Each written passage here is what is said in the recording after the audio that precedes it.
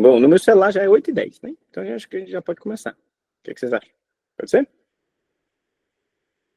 Então, boa noite a todos, gente. Estamos no segundo encontro do Walter Benjamin. Esses encontros são quinzenais. Eu vou passar um cronograma atualizado no grupo. Eu descobri que o cronograma lá que está no projeto está super desatualizado, né? Não sei como é que foi, não salvou a versão mais recente, mas enfim, a gente vai sanar esse erro esses dias. Esses encontros, eles fazem parte do grupo de pesquisa Walter Benjamin, História, Estética e Visualidades, né? E a gente está promovendo esses encontros quinzenais como parte de um grupo de extensão do IFPEN. Esse grupo de extensão, ele chama especificamente Walter Benjamin, Melancolia e Psicanálise.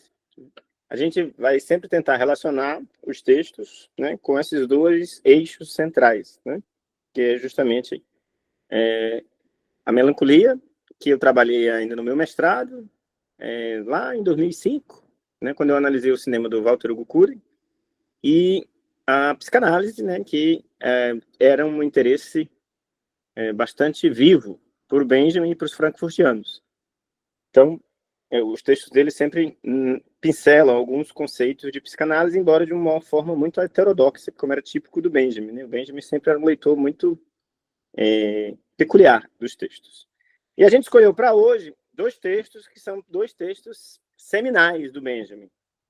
Vamos dizer assim, são dois textos que possivelmente são os mais conhecidos do Benjamin, que é o Pequena História da Fotografia, que foi escrito em 1931, e A Obra de Arte na Era de Sua Reprodutibilidade Técnica, que foi escrito entre 1935 e 1936. Esses dois textos, eles são muito próximos em algumas coisas, apesar de discordarem de forma bastante acentuada em outras, e são os dois textos que possivelmente as pessoas são introduzidas ao Benjamin por eles, né? Os historiadores são introduzidos pelas teses, possivelmente, mas as outras áreas como um todo são esses dois textos que são as principais portas de entrada do Benjamin ao mundo do Benjamin, né? São os dois primeiros textos a tratar da aura, que é o conceito mais propalado, mais divulgado, mais celebrado do Benjamin. E aí, por isso que a gente escolheu esses dois textos hoje, né? Então, a gente optou por confrontar de cara logo o próprio autor, né? E não apenas comentaristas. Na aula passada, no encontro passado, a gente tratou apenas dos textos que tomam o Benjamin como objeto do ponto de vista da biografia intelectual. E agora a gente optou logo por confrontar as dificuldades e as peculiaridades da própria escrita autoral do Benjamin, né? Que é uma forma de teorizar, de escrever, de filosofar, muito peculiar, né? Como vocês já devem ter notado. Esses dois textos, principalmente o Obra de Arte na Era de Sua Reprodutibilidade Técnica, ele começou a ser lido e celebrado no mundo todo a partir da década de 60. Ele foi publicado pela Escola de Frankfurt em 1955, ou seja, quase 20 anos depois que ele foi escrito. O Benjamin já tinha morrido, já fazia 15 anos. E na década de 60, ele teve um grande boom. Muita gente começou a ler esse texto no mundo todo, principalmente pelas traduções francesas. Como eu falei na aula passada, Ferreira Goulart leu esse texto no Brasil e comentou esse texto naqueles manifestos-chave dele, da década de 60, né? Cultura posta em questão, vanguarda e subdesenvolvimento. E as chaves de leitura, em geral, elas eram lukácsianas. Ou seja, as pessoas liam esse texto do Benjamin pelo viés do George Lukács, né? E aí, esse texto, ele foi trabalhado muitas vezes, gastou-se muita tinta para tentar analisar o que o Benjamin queria dizer. E ele foi sendo refinado com o tempo, né? E, inclusive, a sua recepção, que, como a gente vai falar, é um pouco complicada, né? Na verdade, são várias versões desse mesmo texto, e a versão que a gente tem, né, que a gente vai trabalhar, é a versão desse livro aqui, que é o Textos Escolhidos, volume 1, que foi publicado no Brasil pela primeira vez na década de 80, e tem tradução de um benjaminiano de mão cheia, que é o Sérgio Paulo Rouanet. Sim, o Rouanet da Lei Rouanet, né? Ele é o mesmo cara, né? O Sérgio Paulo Rouanet, ele tem várias obras sobre o Benjamin, ele é um leitor do Benjamin, não só tradutor, mas um intérprete da obra do Benjamin muito rico, né? E vejam, aura é o termo mais conhecido da obra do Benjamin, a categoria teórica mais celebrada da obra do Benjamin. A aura, ela faz parte do chamado projeto estético do Walter Benjamin, que, como a gente vai ter um encontro só para tratar de estética, né, a gente vai só apenas pincelar o que seria estética no Benjamin, né? A gente vai falar da estética no Benjamin com base em comentadores. Mas o texto chave para pensar estética no Benjamin é esse, né, da obra de arte. E aí nós vamos analisar. Temos, inclusive, um encontro em que a gente analisa esse texto do Benjamin, parágrafo por parágrafo. Esse encontro a gente fez há uns 2 anos atrás, acho que o Romário participou, acho que mais o Jaislan talvez tenha participado, não lembro mais. E apesar desse esforço bastante rigoroso e cansativo, né, de analisar parágrafo por parágrafo, né, eu digo para vocês, o texto ainda não se esgotou. É um texto que toda vez que a gente lê, a gente descobre coisa nova e acaba sempre tendo novas interpretações.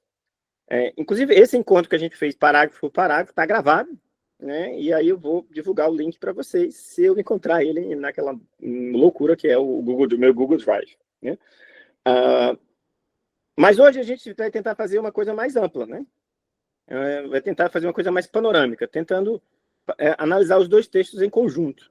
Já que, de certa forma, o Obra de Arte na Era de sua Reprodutibilidade Técnica, ele é uma continuação direta do Pequena História da Fotografia.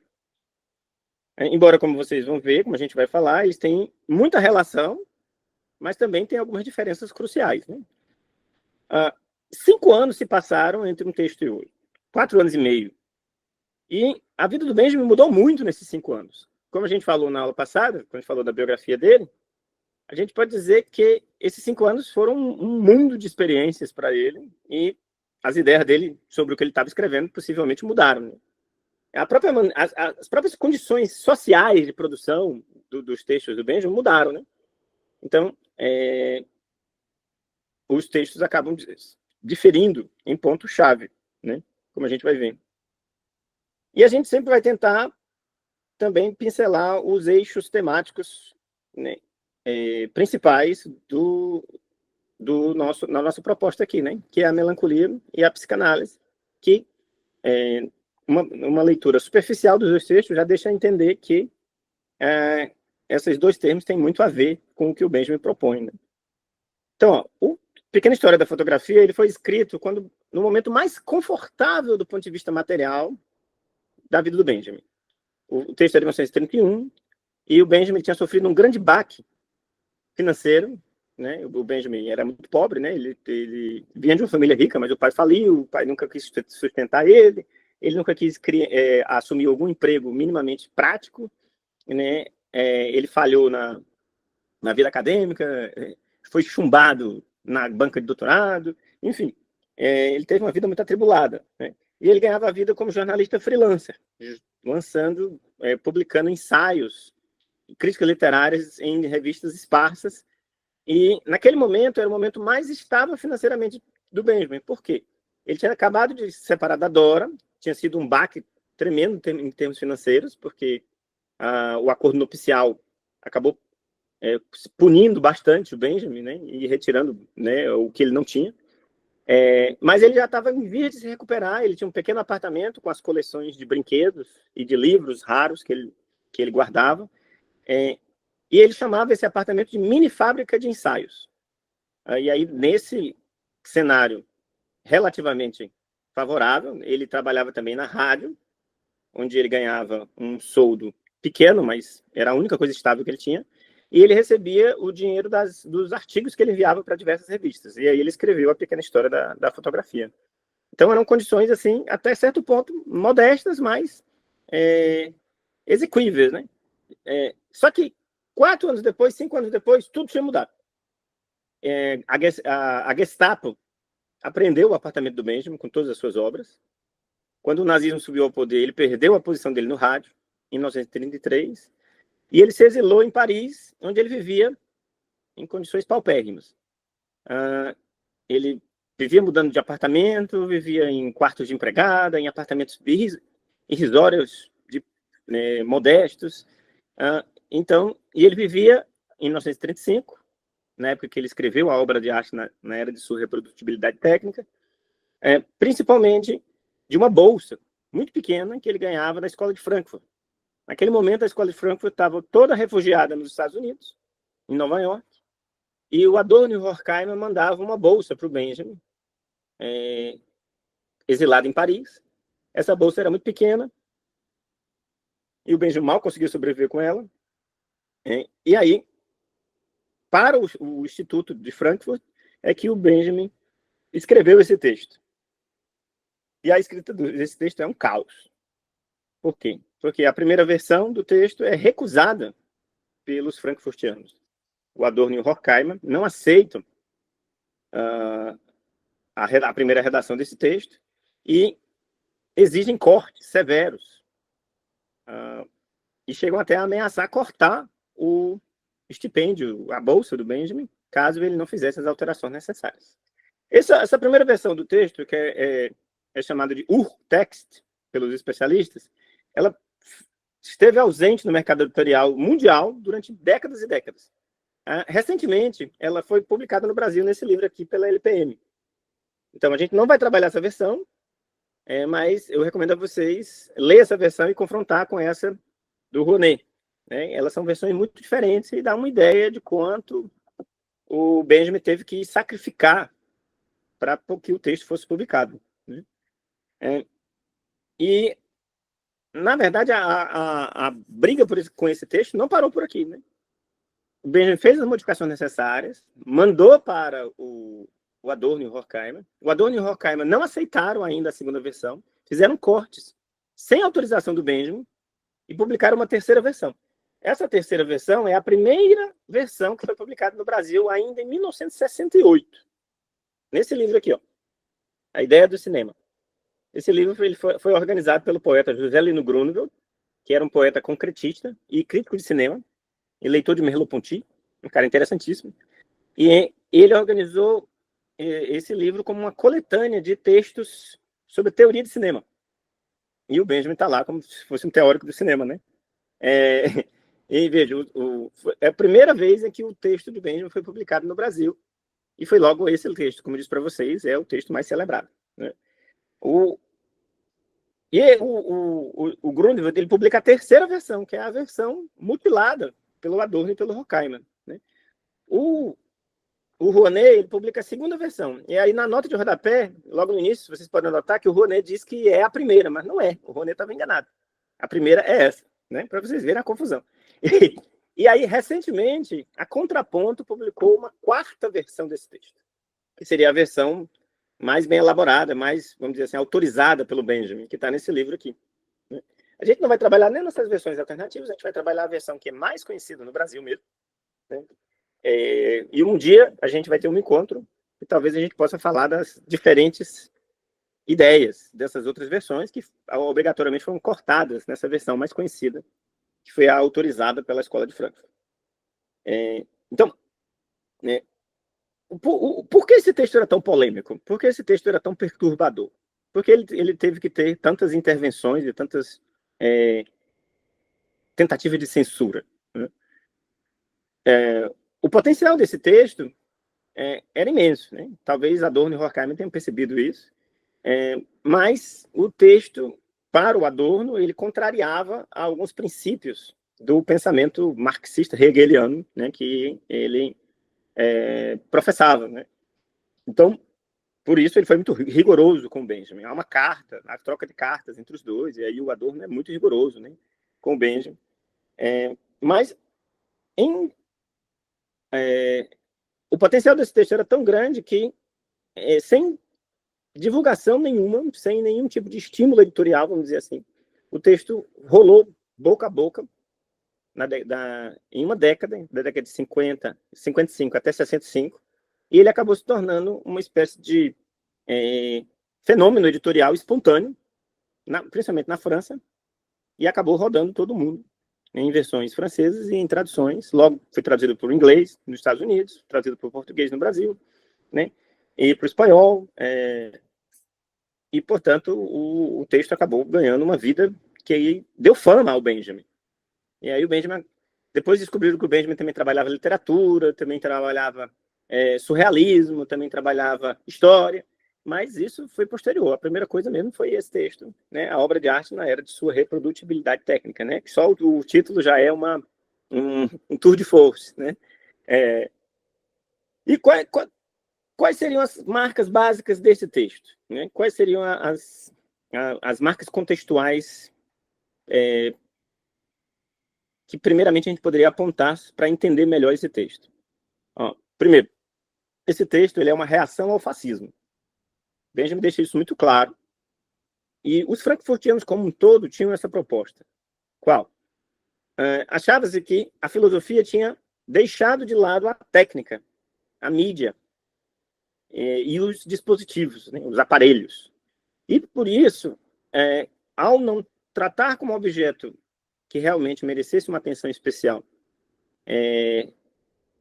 esses aspectos do mundo moderno, o fascismo teria se apropriado desses dispositivos, dessa mídia, e teria feito a manipulação de massas, né, como se chamava na época, né, podendo ascender ao poder como um fenômeno político novo e absolutamente perigoso, principalmente para as minorias, né? Então, os frankfurtianos tinham esse projeto de não deixar isso na mão dos fascistas, de criar uma visão emancipatória da mídia, de apropriar-se da mídia e da técnica de uma maneira que fosse enriquecedora do ponto de vista da libertação do humano, e arrancando, de certa forma, esses dispositivos das mãos dos opressores, né? Essa era a ideia. Então, era preciso apropriar-se da técnica, né? Segundo aspecto, esse é o texto mais abertamente marxista do Benjamin. E o próprio marxismo do Benjamin ele é muito heterodoxo, né? O Benjamin ele era um marxista, mas era um marxista muito peculiar. Alguns biógrafos e amigos do Benjamin até colocam em xeque o marxismo do Benjamin. Alguns dizem que é um marxismo de última hora, um marxismo improvisado. Alguns até dizem que ele teria se tornado marxista apenas por causa da paixão dele pela a comunista letã Asia Lasses, né? Que ele teve um relacionamento com ela na segunda metade da década de 20. Mas essas questões, se o Benjamin era marxista, se merecia o nome de marxista ou não, e tal, isso é muito pequeno diante da complexidade do pensamento do Benjamin. O Benjamin ele é muito mais complexo do que apenas a gente resolveria essa complexidade colocando uma etiqueta nele, né? Eu defendo que o Benjamin era marxista, sim, mas é um marxismo tão peculiar e tão heterodoxo, né, que a gente só pode chamar de benjaminiano mesmo. A Susana Campos Lages, que é uma das estudiosas do Benjamin, né, que eu mais aprecio, ela diz que o Benjamin era um marxista rabínico, na ideia de que ele usava pensamentos teológicos judaicos, né, ou seja, por isso um rabino, né, a favor do marxismo, né, ou lidava com esses opostos, né, que era a teologia judaica e o marxismo, de uma maneira muito peculiar, né, entrelaçando os dois. Bom, se uma categoria como essa, de fato, pode ser aceita como marxismo, né, vamos lá, isso é outra questão. E o Benjamin, inclusive, nesse texto, como ele é abertamente marxista, ele tenta fazer um namoro com a defesa do Estado soviético. Ele, inclusive, tinha visitado a Rússia, a União Soviética, em 1926, para visitar justamente a Asia Lasses, né, que estava lá se recuperando de um problema de saúde. E muitas vezes ele aponta a União Soviética, não sei se você deve ter notado, como o berço de um novo uso da técnica, inclusive técnica cinematográfica, né? Muita gente aponta como ingenuidade política essa disposição do Benjamin de ver na União Soviética o berço de uma nova era para a modernidade técnica. Mas até porque ele escreveu um pouquinho antes de 1930, 1936, quando ficou público que o Stalin estava fazendo alguns expurgos de, principalmente, ex-companheiros que agora eram trotskistas. Esse episódio de 36, ele abalou na intelectualidade o apoio que o Stalin tinha. Mas o Benjamin escreveu um pouquinho antes disso. E é bem provável que o Benjamin se inspirasse ainda naquela União Soviética de 1926, que ele visitou e que não era ainda stalinista.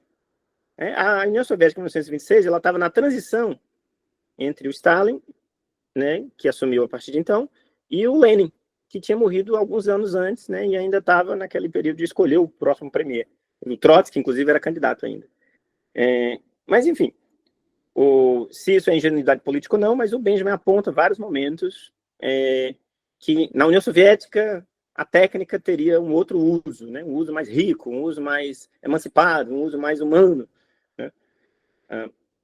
Inclusive, esse é um dos pontos que o Adorno detestava no texto. Né? O Adorno, inclusive, ele dizia que isso não favorecia o diálogo que os frankfurtianos queriam estabelecer no novo país, né? Que era os Estados Unidos. Né? Embora eles fossem marxistas, eles não eram entusiastas, vamos dizer assim, do Estado soviético. Né?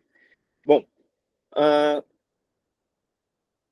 sendo marxista, a gente vê logo de princípio que o Benjamin quer fazer um diálogo mais direto com as obras do Marx. Né? Então, inclusive, ele diz que desde o princípio que ele quer fazer algo como Marx fez em relação ao capitalismo. E aí, por exemplo, ele diz que Marx escreveu num momento peculiar, ainda primário do capitalismo, e ele meio que fez um prognóstico de futuro que é válido até aqueles dias. Né? E algumas pessoas dizem que é válido até hoje. Né? O Benjamin também teria essa ideia, ele fazia esse prognóstico do futuro, mais voltados para a arte. Então, ele queria fazer uma teoria geral da arte materialista, do ponto de vista materialista. Né? Essa é uma das perspectivas do Benjamin. Né? Já o texto sobre a fotografia, ele é um texto mais lúdico. Ele é um texto menos manifesto político e é um texto mais em que o Benjamin está se divertindo. Né? Inclusive, não sei se vocês notaram, né, como o Benjamin pula de uma citação para outra sem muito compromisso em contextualizar nenhuma citação. Né? Isso faz muito parte do método de escrita benjaminiano. Benjamin também é autor das passagens, né? E as passagens é um grande livro de citações.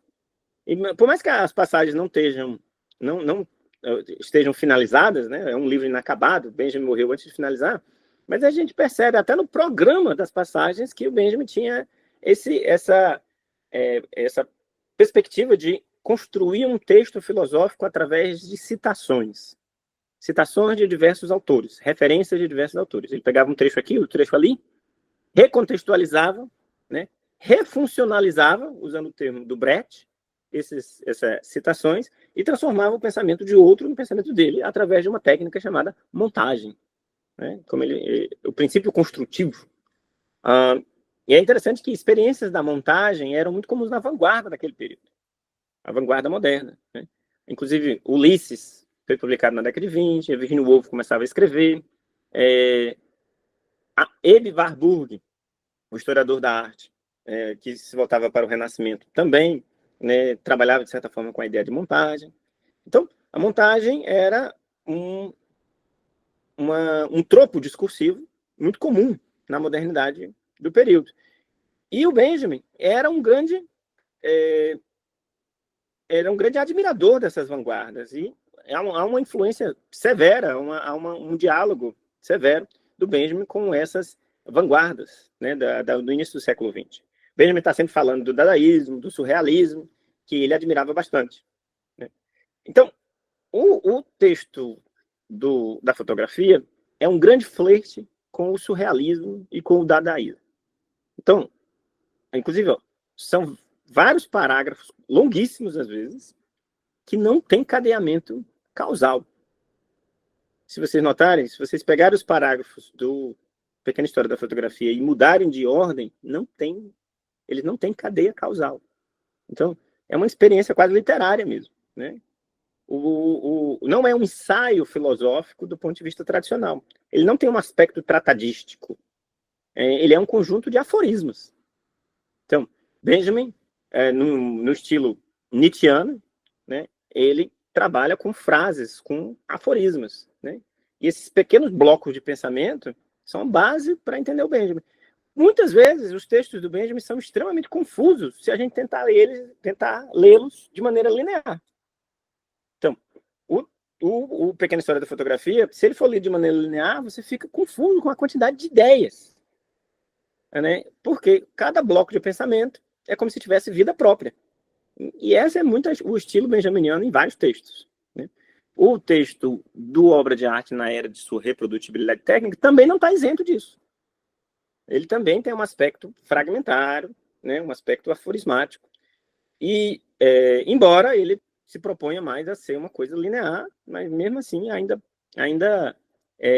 a gente reverbera muito essa opção do Benjamin de fazer uma escrita alegórica, né? Uma escrita mais hermética.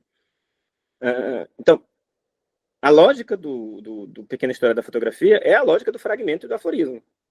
E mais, se você dividir eles em parágrafos, em teses, como as teses sobre o conceito de história, você vê que são 11 ou 12 teses e que são absolutamente intercambiáveis. Se você mudar elas de posição, eles não alteram significativamente a compreensão do texto como um todo.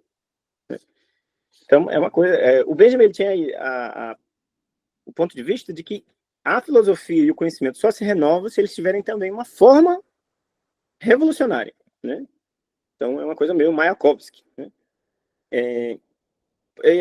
Por exemplo, na página 106, 107, lá do Pequena História da Fotografia, ele diz assim, vou citar o Baudelaire agora, mas com um pequeno deslocamento de ênfase. E o Benjamin está sendo muito eufemista ali. Porque ele não é um pequeno deslocamento de ênfase, ele faz um deslocamento total do texto. Se vocês tiverem acesso ao texto original, vocês vão ver que muitas vezes ele altera a interpretação, ele altera o sentido do original a seu bel prazer. Né? Então, as citações, elas se transmutam ao ser apropriadas pelo Benjamin. E essa ideia de que você pegar os fragmentos e reconfigurá-los de uma maneira heuristicamente renovada é praticamente a descrição do método de montagem do Benjamin. Né? O que ele faz é praticamente uma descontextualização. Ele pega as citações, né? Faz esse deslocamento de ênfase, como ele diz, e descontextualiza e ressignifica com base no seu próprio texto. Né? Algo também similar pode ser observado no ensaio maior, né? Que é o ensaio sobre a reprodutibilidade. Bom, feita essa apresentação inicial dos dois textos, eu gostaria de passar para a análise mais perfunctória, mais detalhada dos dois textos. Né? E aí eu fiz um esquema aqui sobre o Pequena História da Fotografia e outro esquema sobre o Obra de Arte na Era de Sua Reprodutibilidade Técnica. Então, primeiro a gente vê alguns pormenores do texto sobre a fotografia, e depois a gente vê alguns pormenores sobre o texto da reprodutibilidade, e aí no final a gente tenta unir algumas dessas reflexões. Então, se a gente seguir esse esquema que eu falei para vocês, de que o Pequena História da Fotografia são 11 ou 12 teses, 11 ou 12 parágrafos, que, de certa forma, tem vida própria e não tem cadeia linear, a gente pode interpretar o texto como se fossem teses. Né? E eu coloquei a tese 1, que é a que começa na primeira página, né? Se eu não me engano é a 91 ou a 92, e eu chamei essa tese de a tese do tribunal. Por quê? Porque o Benjamin, uma frase central desse primeiro parágrafo é que tentar interpretar a fotografia e o cinema pelo ponto de vista da arte tradicional, e com todos aqueles valores da criação, do gênio, das formas simbólicas, do juízo estético kantiano, né? Do gênio que sintetiza o mundo à sua volta em uma grande obra de arte, ele diz que são inúteis. Então, essas tentativas são inócuas. Não é possível interpretar fotografia e cinema com base nessas perspectivas de estética que eram usadas até o final do século XIX para interpretar a arte tradicional.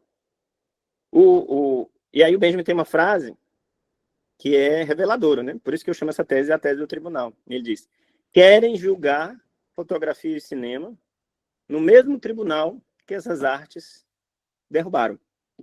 Está na página 92. E aí, vejam só, que tribunal é esse? É o tribunal do Kant, do Immanuel Kant.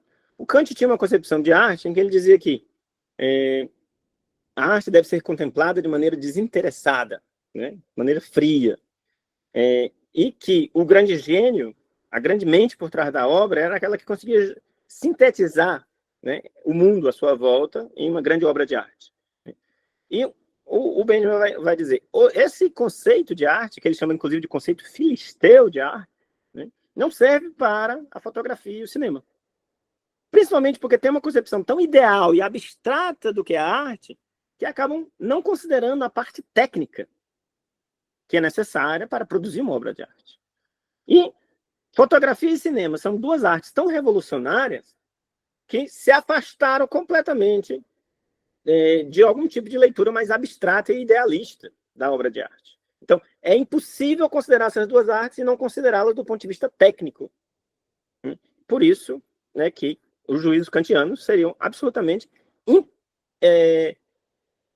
impossíveis de ser aplicados a esses novos tipos de arte, essas artes midiáticas, vamos chamar assim. Em um momento desse parágrafo também, o Benjamin diz que um dos problemas do kantismo na arte é que ele acabou dando espaço para que o fascismo se apropriasse desses meios, com concepções de arte muito idealistas e afastadas do aspecto material, né, de uma maneira que tornaram difíceis, vamos dizer assim, uma visão mais emancipada, se apropriar dessas técnicas para pensar a arte de outra maneira. Né? Lembrando que um dos propósitos do Benjamin dos Frankfurtianos é justamente conseguir se apropriar da técnica de uma maneira que afastasse esses meios, né, do nazismo, pelo menos em termos de conhecimento. Né? Então, a fotografia, que é o grande objeto desse texto, né? Não é o cinema, mas ele cita o cinema também, né? Ele diz que a fotografia surge como uma espécie de arte de feira, né? Uma arte que vai encher os olhos das pessoas ávidas por curiosidade. Né? Quem já ouviu falar daquele livro belíssimo que saiu pela Kozak Naif, Cinema e a Invenção da Vida Moderna, lá tem vários artigos, inclusive da Miriam Hansen, né? E do Jonathan Crary, do Tom Gunning e de outros caras muito bons, em que eles vão analisar o surgimento do cinema não a partir dos Lumière, mas sim a partir dessas feiras de novidades que existiam no século XIX inteiro e que, de certa forma, prepararam as plateias, prepararam os espectadores para o surgimento do cinema, que eram justamente curiosidades de feira que procuravam satisfazer a curiosidade visual das pessoas na época, que era tremenda. Né? A modernidade tinha instigado uma sede por novidades sensoriais, novidades técnicas. E aí, por isso, essas feiras eram repletas de novidades assim que sempre tinham que se renovar para continuar satisfazendo essa necessidade de novidades das pessoas da época. E aí a fotografia surge como isso, né? Assim como o cinema vai surgir no final do século XIX, assim também, como uma espécie de atração de feira. E aí só depois é que a indústria vê o potencial da fotografia e se apropria do meio. E aí o Benjamin, numa concepção um pouquinho romântica, ele fala de uma fotografia que ainda era atração de feira e que não era industrial e que por isso tinha uma certa emancipação, e uma fotografia pós-industrial, uma fotografia, né, industrializada, na verdade, o termo é esse, e que seria uma fotografia ávida por lucros, ávida por mercado, e que, portanto, seria menos emancipada.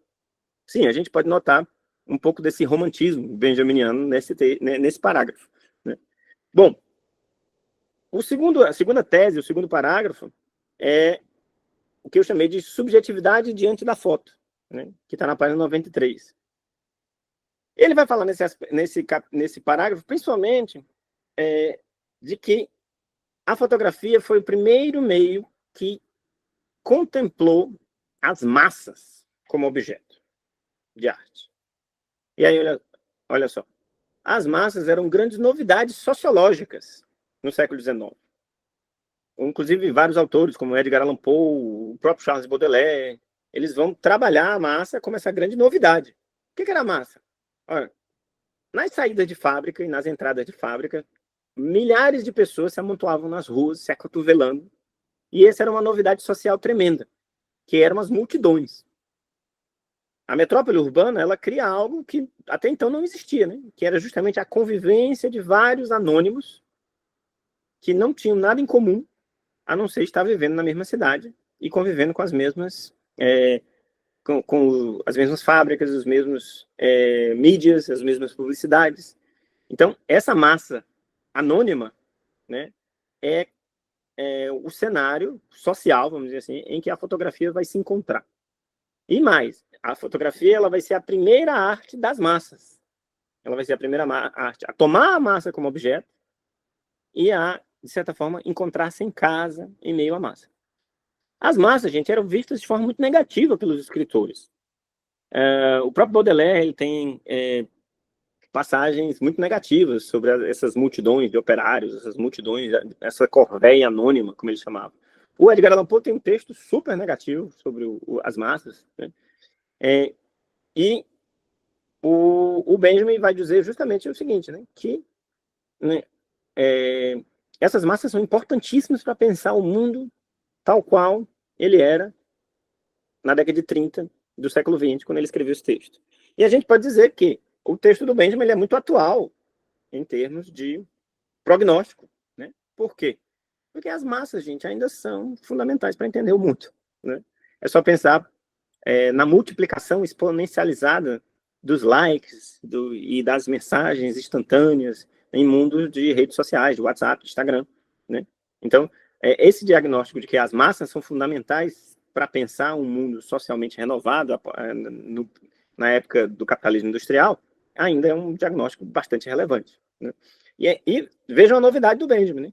Benjamin era o primeiro a dizer que a fotografia estava ligada às massas e isso era bom. Isso era positivo. Até então, os diagnósticos eram todos negativos, né? As massas eram terríveis, era a perdição do homem, era a perdição do sujeito, era a falência da emancipação, né? E aí o Benjamin vai dizer, não, você precisa entender a massa se você quer entender o mundo hoje. E você precisa entender que existem determinados meios artísticos e técnicos que só podem ser entendidos a partir da massa. E isso não é necessariamente negativo. Isso pode ser, inclusive, emancipatório. Né? Essa é a grande ideia do Benjamin. Né? Bom, o parágrafo 3, na verdade, ele tem entre o parágrafo 2 e o 4, ele tem uma pequena citação, né? A gente vai desprezar, mas no parágrafo 4, ele vai falar sobre a duração. E aí nós temos uma influência do filósofo francês Henri Bergson, né? O Henri Bergson é que falava das durações, né? Que as pessoas duravam as experiências, o mundo, a natureza, a arte, ela durava de maneira diferente, né? Então, o Bergson era muito sensível à ideia do tempo e como o tempo afetava nossas vidas. Então, o que o Benjamin vai dizer? Que as primeiras fotografias, como elas precisavam de muita exposição, a câmera era fraca, ela não conseguia capturar o movimento, por exemplo. Inclusive, os retratos que as pessoas tiravam, elas tinham que ficar paradas longos minutos para que a exposição fosse o suficiente para realmente sensibilizar a chapa e gerar uma fotografia boa, né? Por isso que inclusive, que as pessoas não sorriam nas fotos do século XIX, né? Porque se elas sorrissem, elas tremeriam o rosto e a câmera não ia capturar, né? Então as pessoas ficavam muito sérias, né? Inclusive os fotógrafos tinham um desafio tremendo em fotografar crianças, né? Porque crianças ficavam se mexendo o tempo todo, né? E o Benjamin diz que isso é importante para a primeira fotografia. Por quê? Porque as pessoas duravam de maneira diferente, né? A gente vai explorar isso um pouco mais daqui a pouco, né? E nesse parágrafo também, que é na página 94, que o Benjamin vai falar de um dos conceitos mais famosos e pouco compreendidos do pensamento do Benjamin, que é o inconsciente óptico. Qual é a ideia do Benjamin? De que a câmera, ela fotografa, inclusive, os menores gestos das pessoas. E, portanto, ela acaba revelando um conhecimento sobre a maneira como nós nos comportamos, sobre os nossos hábitos, que a gente é inconsciente. Então, os psicanalistas, inclusive, chamam a atenção de que esse inconsciente óptico, ele só pode ser chamado de inconsciente, né, por uma aproximação, mas ele é um pouco distante do conhecimento freudiano. Então, o inconsciente pulsional, que o Freud fala, ele é outra coisa completamente diferente. Né? Para o Benjamin, por exemplo, o ato de acender um isqueiro, né, vamos falar de algo bem cotidiano, acender um isqueiro, ele diz que um gesto é feito e a chama surge, mas os pequenos microgestos que existem entre você decidir acionar o isqueiro e realmente a chama surgir, isso não passa por nosso conhecimento tradicional. E a câmera, ela poderia flagrar esses pequenos gestos e, portanto, adicionar camadas de conhecimento sobre a maneira como nós executamos pequenas coisas do cotidiano. Isso seria o inconsciente óptico. Um exemplo famoso que o Benjamin não cita é o exemplo dos cavalos. Inclusive, tem aquele famoso experiência do Jules Marais, né? Do primeiro cinema, né? Em que ele fotografa o mesmo cavalo em vários pequenos movimentos, né? Por que isso? Porque no século XIX não se sabia que os cavalos não tiram as 4 patas do chão quando estão cavalgando, por mais que eles corram rápido, eles não tiram as 4 patas do chão, sempre tem uma pata no chão. Inclusive, há pinturas do século XIX que mostram os cavalos com as 4 patas fora do chão, como se ele estivesse flutuando, né? Então, esse seria um exemplo que os teóricos do cinema usam para mostrar que a câmera ela pode agregar conhecimento ao ser humano de uma maneira inaudita, de uma maneira insuspeita. Então, a câmera prova, a câmera lá do Jules Marais, que as patas do cavalo sempre tinham uma no chão. Então, somente com a invenção da câmera, somente com a invenção desse dispositivo óptico, é que a gente consegue conhecer, de fato, alguns aspectos da realidade, alguns aspectos do cotidiano. Então, isso tem relação direta com o que o Benjamin chama de inconsciente óptico. O Benjamin também cita um livro que tinha saído recentemente na Alemanha, que é o livro de um fotógrafo chamado Blossfeld. E o Blossfeld, ele fotografa plantas, mas ele fotografa plantas com lentes de aumento que fazem com que as colunas, né, de plantas tenham um aspecto gigantesco, fantasmagórico. Ele vai dar o Blossfeld como exemplo, né? Ele diz: Blossfeld mostra que existe todo um micro-universo invisível no mundo que só a câmera é capaz de mostrar. Então, Blossfeld, o inconsciente óptico, os cavalos do Jules Marais, né? Tudo isso mostraria que a câmera ela coloca a humanidade em um novo degrau de conhecimento em relação ao mundo, graças à imagem. Por que era importante frisar isso? Porque havia muito a perspectiva de que, como a fotografia ela era uma arte de feira, ela era uma coisa, né, mercadológica, ela não tinha valor em termos de conhecimento, em termos culturais, né? Então, Benjamin está na esteira de vários teóricos da fotografia e do cinema que vai valorizar o dispositivo e a câmera e dizer que, não, olha, por mais que seja mercadológico, por mais que seja atração de feira, né, a fotografia e o cinema elas têm um valor do ponto de vista epistemológico. Elas agregam conhecimento ao ser humano, né? E elas reorganizam o mundo de uma maneira nova, de maneira radicalmente nova. Bom, nesse mesmo parágrafo, perceba o quanto de ideias o Benjamin junta no mesmo parágrafo, né? Ele vai falar, né, que os rostos das primeiras fotografias pareciam ser capazes de olhar de volta. Isso está na página 95. Aí está a primeira menção à aura, ainda não verbalizada. Né? A ideia de que a fotografia pode olhar de volta para você é uma ideia aurática, mas aí o Benjamin não explica nada mais além disso.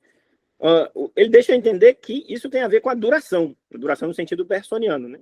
Ou seja, as pessoas têm que ficar paradas muito tempo, na mesma posição, olhando para a câmera, e isso deixa o olhar delas de uma maneira muito específica, e aí quando você olha para essas fotografias dessa época, é como se as pessoas estivessem olhando de volta para você. Então, aí vocês já perceberam o quanto o marxismo benjaminiano assustava os outros correligionários marxistas dele, inclusive o Adorno e o Horkheimer, né? Isso era muito místico, né? Parecia ser muito místico, a fotografia olhando de volta, né? Então é uma coisa assim que assustava as pessoas, né? Depois a gente vai falar da importância dessa ideia para o desenvolvimento do pensamento do próprio Benjamin, né? Bom, na tese 5, no parágrafo 6, né, nós temos agrega-se à adoração justamente o rosto, né?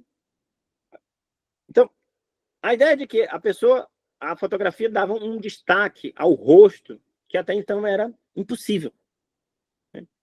Então, só a fotografia colocava o rosto nesse pedestal, né? Essa era a ideia dos primeiros teóricos da fotografia. Então, as pessoas ficavam longamente na frente da câmera e, de certa forma, elas não estavam ali ao sabor do instante, mas dentro do instante, né? Vejam aí a ressonância bersoniana, né? Está na página 96. Então, não só aquelas poses eram feitas para durar, mas para durar muito, né? E as pessoas, de certa forma, dedicavam uma concentração e uma força de vontade para durar, né? O que era algo absolutamente inaudito. Porque vamos contextualizar, né? O que marca as transformações tecnológicas do mundo industrial capitalista do século XVIII para frente é justamente a rapidez das experiências. Isso já era tautológico para o Benjamin em 1930, né? Então imagina só hoje, 90 anos depois, né? A ideia de que da celeridade das experiências, da efemeridade, da não durabilidade, de que as pessoas fazem tudo com pressa e querem terminar tudo em poucos segundos, e elas não conseguem durar, elas não conseguem estar no mesmo instante consumindo aquele tempo de uma maneira que ele dure. Essa era a constatação do Benjamin, né? E a fotografia dava o clique contrário. Ela fazia com que as pessoas durassem e que elas investissem o seu tempo, o seu corpo, de uma maneira que elas habitassem o instante, elas habitassem aqueles segundos de uma maneira duradoura, né? E vejam só, isso por Benjamin era revolucionário, né? Inclusive, ó, o rosto ganhava um pedestal e os outros objetos da fotografia também ganhavam uma categoria quase de rosto, vamos dizer assim. E aí ele fala, por exemplo, do casaco do Schelling, né? Ele diz, a fotografia que sobreviveu ao Schelling, o casaco dele parece que as dobras do casaco têm vida, né? Então, os objetos também duram, né, nessas primeiras fotografias. Bom, no parágrafo 7, né, que eu chamo de tese 6, ele vai falar do retrato, né? E a grande tensão dele é justamente isso, atravessa o texto todo, entre os pintores e os retratistas, né? Ou entre os artistas plásticos voltados para a pintura e os artistas plásticos voltados para a fotografia. Me diz que essa tensão, né, ela continuava, né, através das décadas e nunca se resolvia. E no século XIX, um fenômeno que aconteceu foi justamente que o fotógrafo substituiu o pintor. Ao invés de você chamar um pintor para fazer um retrato seu, algo que era muito demorado, dispendioso e tudo, você chamava um fotógrafo e resolvia aquilo em metade de um dia. Demorava bastante, o cara tinha que ficar parado um tempão na frente da câmera, mas era muito mais rápido do que o pintor, né? E muito mais prático. Então, isso se tornou uma mania burguesa. E os burgueses, essa classe, né, com tantas ambições do ponto de vista político e com bastante poder econômico, simplesmente transformou a ideia da fotografia de família, inclusive da fotografia das crianças, como uma febre, gerando um novo nicho econômico, né? E que era bastante peculiar, né? E é justamente essa peculiaridade que o Benjamin tenta interpretar. Ele vai citar a foto do Kafka, que é uma velha conhecida nossa, né? Quem estava no primeiro encontro lembra que o Kafka, o biógrafo do Benjamin, o Bernd Witte, ele já analisa o comentário do Benjamin sobre a foto do Kafka. O Kafka tinha apenas 6 anos de idade quando foi tirada essa foto dele. E o que o Benjamin vai dizer? Que a criança está completamente desavontade frente a um cenário artificial em excesso, o Kafka, se não me engano, está com uma paisagem atrás dele de Alpes suíços. Ele está fantasiado como um menino lá dos Alpes suíços, né? E ele está carregando um objeto nas mãos, né? E aquilo tudo soa muito falso, né?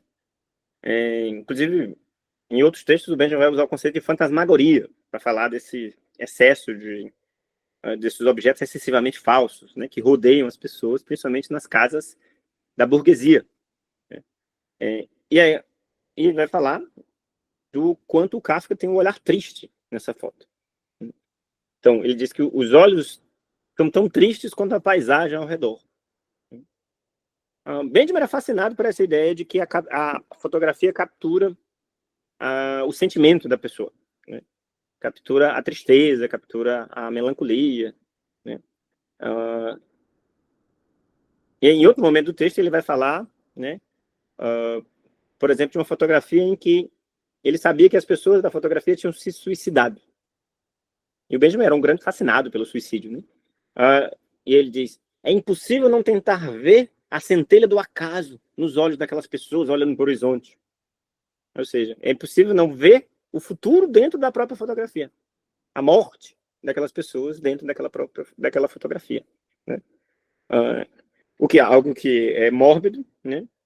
E também devia despertar, né, no mínimo, um olhar atravessado, né, dos outros marxistas do período. Bom, e finalmente chegamos à tese 7, que é a tese da aura, né? É o parágrafo 8. Né? Está na página 98. O Benjamin explica, do ponto de vista técnico, o que seria a aura. E para quem está mais habituado com a aura lá do Obra de Arte na era de sua reprodutibilidade técnica, pode estranhar bastante. Né? Por quê? Porque a aura lá no texto sobre o cinema, de 1935-36, é muito diferente dessa aura aqui. Né?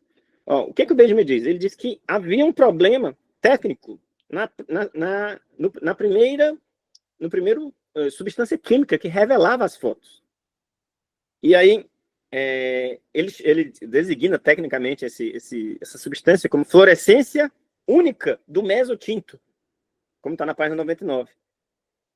E aí, veja só, essa peculiaridade química da substância que revelava as fotos e os longos períodos de exposição, né, faziam com que o fenômeno aurático acontecesse. O Benjamin, quando a aura, esse termo tão famoso do pensamento do Benjamin, surge pela primeira vez nos seus textos, que é justamente nesse texto, Pequena História da Fotografia, Benjamin condiciona a aura à técnica, o que, como a gente vai ver daqui a pouco, é completamente diferente da concepção que ele tem da aura no texto de 35. Então, uma espécie de peculiaridade técnica da primeira fotografia permite que essa primeira fotografia tenha aura. Então, de que o Benjamin está falando especificamente? Aquelas primeiras fotografias que os historiadores estão acostumados a ver nos livros de história que datam de mais ou menos 1840 até 1850. Essas primeiras fotografias, elas têm um tom meio sépia, né, meio alaranjado. E as bordas, os ângulos não são muito claros, né, como se houvesse pequenas sombras e excesso de luz em alguns pontos. E isso era uma falha técnica do processo de revelação do Daguerre, né, e dos primeiros fotógrafos. E o Benjamin dizia que essa peculiaridade técnica dava uma certa aura a essas primeiras fotografias. Né? Então, a gente está aos poucos chegando ao conceito mais importante do pensamento do Benjamin, né, ou pelo menos o mais famoso, que é a aura. Né? Então, o Benjamin falava que essas primeiras fotografias tinham aura porque havia uma espécie de convergência entre o objeto e a técnica. Né? Isso faz parte também de um certo aspecto romântico do Benjamin nesse texto. Né? É como se as primeiras fotografias, aquelas que fossem ainda só atrações de feira, não tivessem virado ainda negócios, não tivessem virado ainda um nicho de mercado do capitalismo, elas fossem mais próximas de uma emancipação humana. Né? É como se elas fossem mais auráticas, elas não permitissem a aura. Né? Daqui a pouco a gente vai ver o que é a aura, né? E a gente vai ver que aos poucos o Benjamin vai desenvolvendo esse conceito e vai afastando completamente esse conceito dessa possibilidade de sobrevivência, de existência da aura nas primeiras fotografias. Mas é assim que o conceito primeiro surge, né? Então ele diz que o avanço da ótica fez com que a qualidade da imagem melhorasse, os pontos escuros fossem eliminados, a distribuição da luz fosse melhor e a aura desapareceu. Ele chega a dizer mais, ele diz que os fotógrafos eram conscientes dessa primeira aura, embora não soubessem dar um nome a ela, e após a melhoria da técnica, após 1888, eles tentassem emular essas condições da primeira fotografia de maneira artificial, para ainda preservar essa certa aura dos primeiros álbuns de fotografia, né? Ele diz que os fotógrafos tentavam dar um tom crepuscular a essas fotografias do final do século XIX, para fazer com que elas se parecessem com aquelas fotografias da primeira fase, né? A fase romântica, vamos dizer assim. Bom, finalmente, no capítulo, no parágrafo 9, que é a tese 8, né? Ele vai dar um exemplo. E veja, esse é um dos problemas dos textos teóricos do Benjamin, né? Ele demora muito para dar exemplo, e quando ele vai dar exemplo, ele, né, nem sempre faz um uso muito eficaz desses exemplos, né? O Benjamin era um teórico um tanto quanto não prático, né? Ele não tinha uma perspicácia prática, né? E aí ele vai falar, o exemplo dele é um fotógrafo chamado Atget, né? Que ele chama de o Busoni da fotografia, né? Por que vai referência ao Busoni? Porque o Busoni seria o cara que organizou as obras do Bar, né? Então, o Busoni seria um gênio da música, mas um gênio da catalogação, né? Um gênio posterior, né? Ele não seria o Bar, ele seria o cara que organizou o Bar, né? Então, o Atget, ele seria um fotógrafo que primeiro utilizou os princípios artísticos, vamos dizer assim, da fotografia de uma maneira genial, né? Inclusive, ele chama ele de precursor do surrealismo, na página 100, né? E ele diz que, e aí vejam, essa frase pode confundir as pessoas terrivelmente, né? Na página 101, ele diz, ele foi o primeiro a libertar o objeto da fotografia da sua aura. E aí, como sempre, né, isso dá um nó na cabeça das pessoas. Por quê? Porque o Benjamin acabou de elogiar a aura, né? Ele acabou de dizer que a aura era legal, que era bacana, que era legal que tivesse esse atmosfera de mistério nas primeiras fotografias. E agora ele vai dizer que o cara revolucionário da fotografia, o exemplo de fotógrafo que ele toma no seu texto, é bom porque ele libertou o objeto de fotografia da aura. Oxe, e como é assim? Não era positiva a aura? Né? Isso está na raiz do que o Benjamin vai chamar que muita gente vai chamar de democratização da obra de arte, né? Sim, ó, porque uma obra de arte sem aura é uma obra de arte mais democrática. Uma obra de arte que permite o acesso às massas. E que, portanto, ela desce do pedestal e deixa de ser uma obra de arte aristocrática, apenas para um grupo de eleitos, capazes de ter o olhar desinteressado, né, do Kant. Mas sim, ela passa a ser algo acessível a todos, acessível aos trabalhadores, acessível aos proletários e principalmente acessível às massas, né? Esse fenômeno que as pessoas tentavam ainda entender, né? Então, é positivo sim.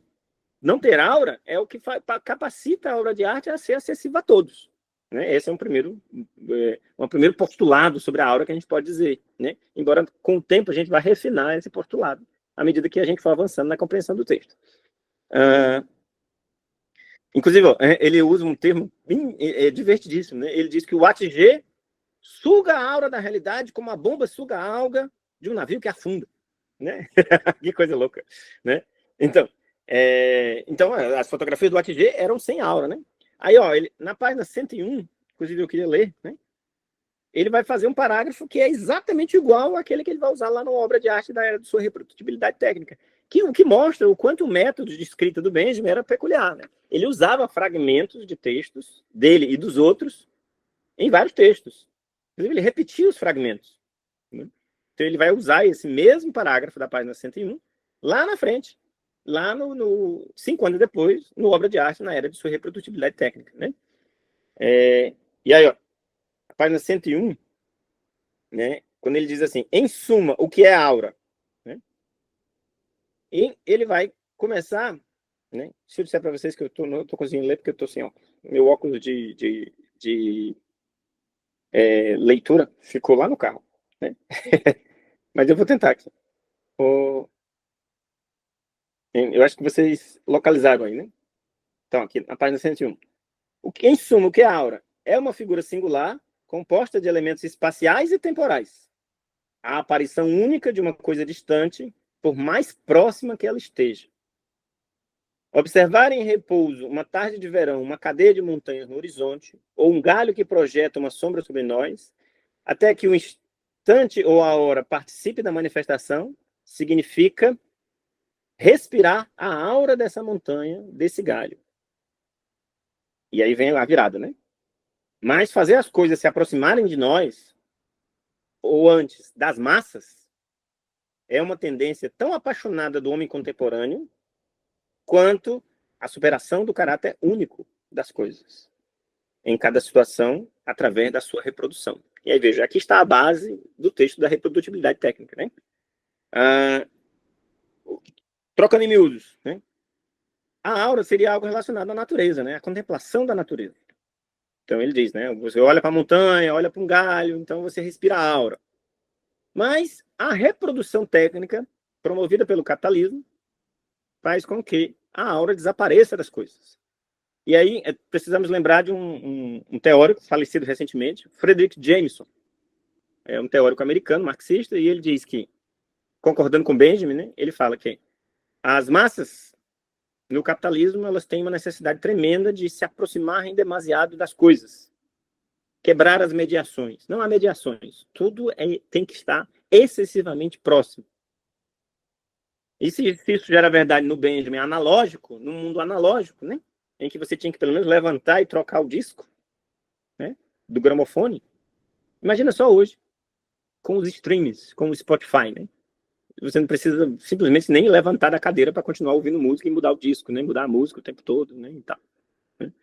Então, essa imediaticidade do mundo capitalista, para o Benjamin, era justamente o que causou a falência e o declínio da aura. A impossibilidade de ver a aura nas coisas, a impossibilidade de investir a aura nos objetos. Então, por isso a obra de arte teria perdido a aura. A gente já está se antecipando ao próximo texto, né? Bom, as fotografias do Atigi seriam como? Por exemplo, as fotografias mais famosas seriam uma das cidades esvaziadas. Assim, ó, Atigi ele levantava às 5 horas da manhã, 4h30 da manhã, nos primeiros raios de luz. Lembrando que as fotografias nessa época tinham uma dificuldade tremenda de fotografar com pouca luz. E aí ele conseguia manipular o dispositivo com um talento tremendo para aproveitar a pouca luz do amanhecer para tirar fotos das cidades vazias. E esse era um grande pulo do gato, né? Por quê? Porque o uso mercadológico da fotografia era o uso para fotografar gente e ganhar dinheiro com isso. Fotografar os burgueses. Isso era um nicho de mercado excepcional, né? E aí o que o Atigi fez? Contra a apropriação mercadológica da fotografia, ele fez questão de fotografar cidades sem gente. Cidades vazias, cidades sem ninguém, né? E a interpretação que o Benjamin faz é, com essas cidades vazias, ele mostrava a alienação do próprio ser humano. Era como se aqueles objetos, aqueles prédios, aquelas ruas, aqueles portes, feitos para o bem-estar humano, ao ver-se esvaziado do humano, mostrassem o quanto os objetos e o ser humano estão separados radicalmente um do outro, e o quanto existe uma objetificação das próprias relações humanas, uma reificação, que essa é uma denúncia tipicamente marxista, né? A ideia de que o capitalismo reificou as relações, transformou em objetos aquilo que deveria continuar sendo humano, né? Então, é uma leitura tipicamente marxista que o Benjamin faz do Atigi, né? Está na página 102. Bom, a tese 9, que é mais ou menos, acho que no capítulo 10, ou no parágrafo 10, né? Ele vai falar de outro exemplo, né? Que é o August Sander, né? E aí, mais uma vez, a discussão gira em torno da chamada renúncia do humano. Ou seja, a fotografia que realmente se reveste de arte seria aquela que renuncia a fotografar gente, né? Renuncia ao humano. E ele fala, inclusive, do cinema russo. E aí é um daqueles momentos que eu falei para vocês que parece que ele, utopicamente, vê na União Soviética uma potencialidade transformadora das artes, né? E ele diz que a Massa Anônima foi primeiro filmada pelo cinema russo. E aí a gente pode lembrar do Sergei Eisenstein, lá no Encouraçado Potemkin, né? Aquelas multidões e aqueles filmes sem protagonista, em que o protagonista era o próprio povo, vamos dizer assim. O livro do Sanders, o livro de fotografias do Sanders, tinha saído há pouco tempo, né? E o Benjamin estava extremamente fascinado por essas fotografias, assim como do Atigi, e ele dizia que o livro de fotografias do Sanders, as fotografias do Sanders, ajudavam as pessoas a pensar que no novo mundo, no mundo tecnológico, no mundo pós-século XIX, o mundo mediatizado que o Benjamin vivia, que o nosso é exponencialmente pior, as pessoas era preciso que as pessoas se habituassem a ser fotografadas, se habituassem a ser filmadas, se habituassem a ser vistas. E é como se essas fotografias, elas ensinassem isso. Então, na página 103, ele diz que se a fotografia não servisse mais para mais nada, se o cinema não servisse mais para mais nada, ele serviria, pelo menos, para ensinar as pessoas a viver num mundo dominado pela técnica. Ensinaria as pessoas a viver num mundo em que elas têm que ser vistas, têm que ser transformadas em imagem o tempo todo. Bom, preciso era verdade em 1930, né, que dirá hoje em dia. Então, é o que ele chama de atualidade insuspeita, né, nas fotografias do Sanders, e a gente pode dizer também, né, do Atget. Então, uma coisa que ele vai dizer sobre a fotografia, ele acaba repetindo também sobre o cinema lá na frente. Ele diz que a fotografia é uma criação coletiva. E é justamente talvez porque o Sanders e o Atget conseguiam ser fotógrafos que não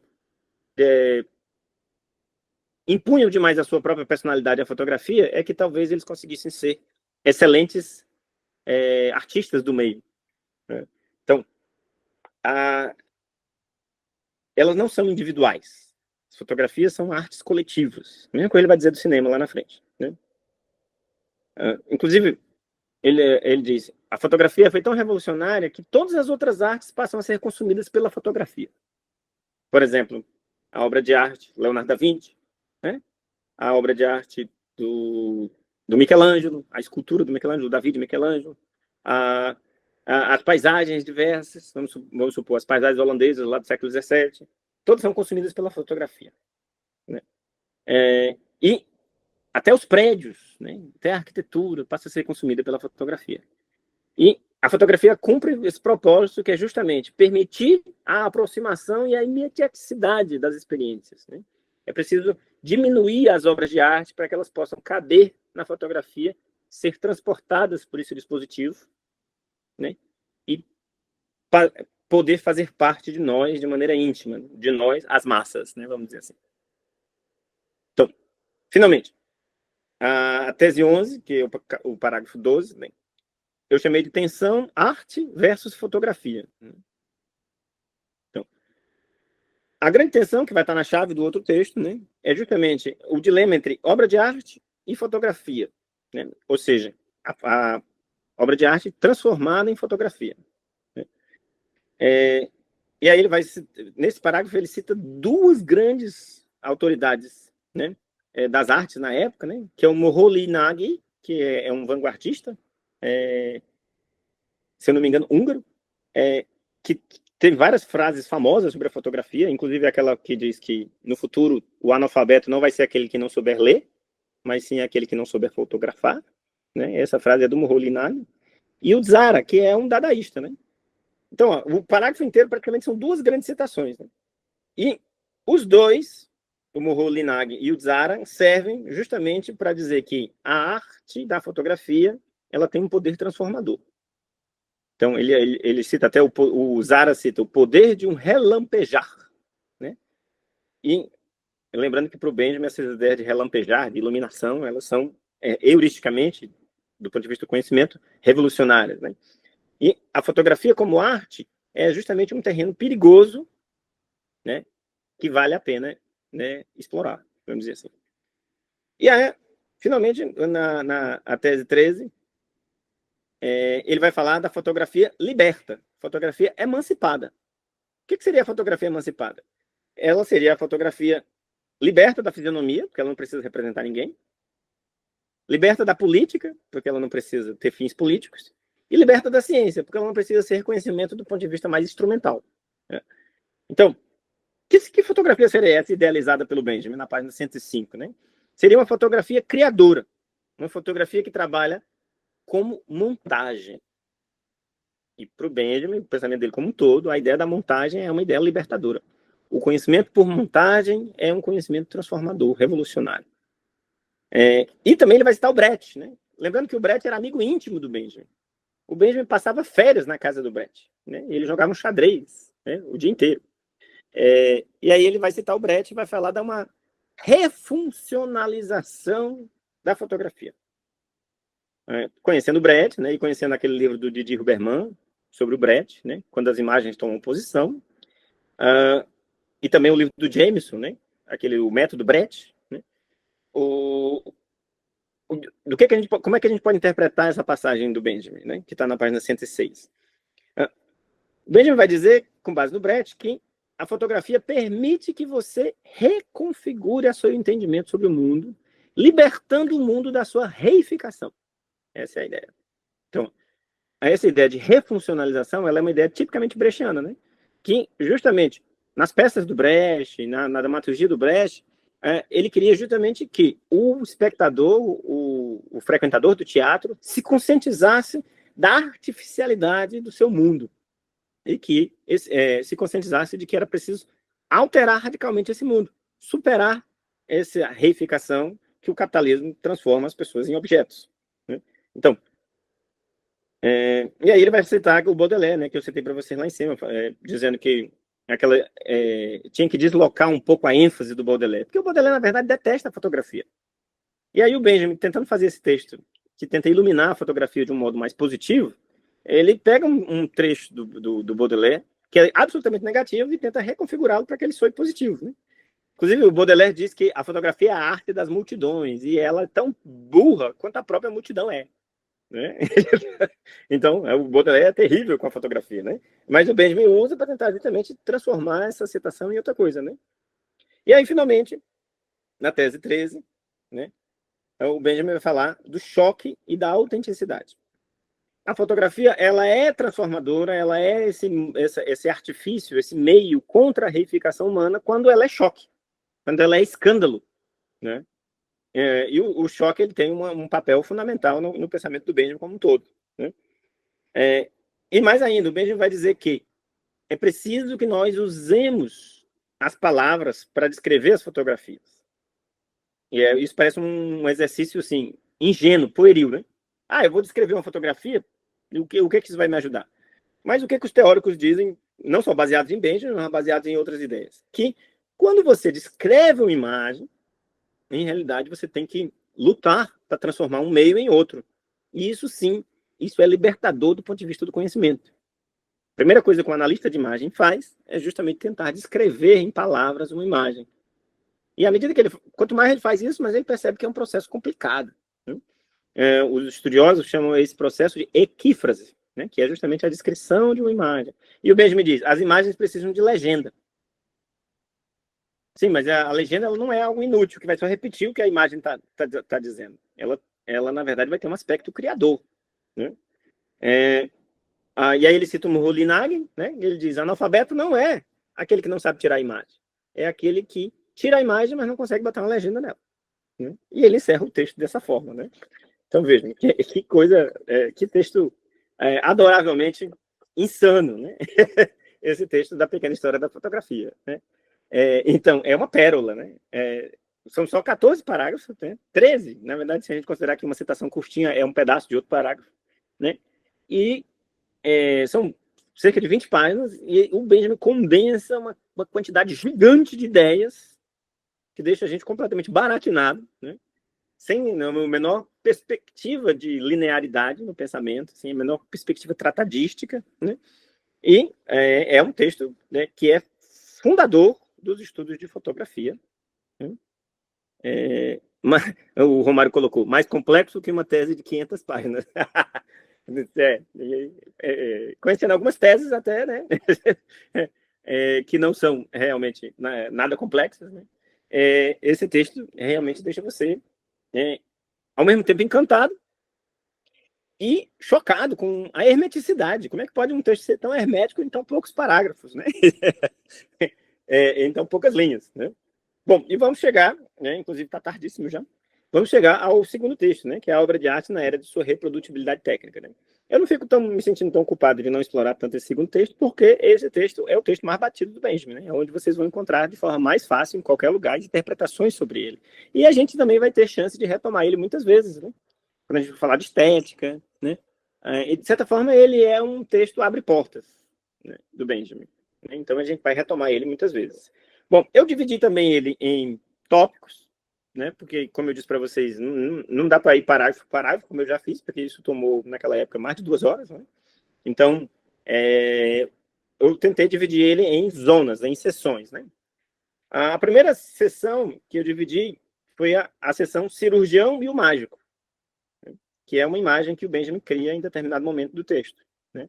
A segunda sessão foi o humano diante do dispositivo, diante da máquina, diante do aparelho, né? A terceira sessão foi a ideia do inconsciente óptico, né? E a quarta sessão foi a ideia da aura e da estética, que é a ideia mais famosa do texto, né? E, por último, eu deixei, para agradar os historiadores, percepção e história, né? Então, vamos tentar explicar, em linhas gerais, cada um desses esquemas, cada um desses temas, né? Sabendo que aqui é apenas uma introdução ao texto, né? Não é uma leitura pormenorizada do texto. Como eu disse para vocês, eu vou tentar achar lá o vídeo em que eu faço a leitura pormenorizada desse texto, parágrafo por parágrafo, né? E aí, vamos lá. A grande questão do Benjamin, nesse texto, primeiro, ele quer fazer uma teoria geral da arte do ponto de vista materialista, né? Então, por mais que o Benjamin fosse acusado de não ser um marxista de verdade, ele tinha essa preocupação de fazer uma teoria marxista, né? Esse, inclusive, é um dos títulos que a Brasiliense deu ao livro, né? Magia e técnica, arte e política. Então, para o Benjamin, a magia, ela tem uma importância crucial para entender a obra de arte, né? Talvez esse fosse um dos motivos de desconfiança, né, dos outros autores a ele. O Brecht dizia, o Benjamin está aqui escrevendo sobre aura, um negócio absolutamente místico e incompreensível, né? Então, a magia tinha uma importância fundamental para entender a arte. Por que o Benjamin dizia isso? Ele vai dar exemplos, né, que vão lá da pré-história, né? Ele fala que o bisão que o homem das cavernas, vamos chamar assim, né, vulgarmente, fazia na parede do seu habitat, não era a obra de arte. Era um instrumento mágico. Inclusive, ele não precisava nem ser visto por outras pessoas. Ele funcionava ainda que não fosse visto. E ele tinha, portanto, uma função mágica, né? Aí ele diz, quando foi criada a moldura e a pintura, na Idade Média, ela não tinha uma função de arte. Ela tinha uma função mágica, uma função ritual. Então, as pessoas acreditavam naquilo como acreditavam em Deus, nos santos. Procuravam, através daquilo, atingir o êxtase religioso. E aí, um exemplo que o Benjamin não dá, mas a gente pode dar, o ícone bizantino, né? Os bizantinos, eles criaram os ícones. E o ícone, ele tinha uma função sagrada, né? Então, a função do ícone era parecida com a função da Eucaristia. Ele não era uma representação de um santo. Ele era a própria janela aberta para a divindade. Ele era a janela aberta para um outro mundo, um mundo divino. Então, esse é o aspecto mágico da arte. E a arte foi assim durante milênios.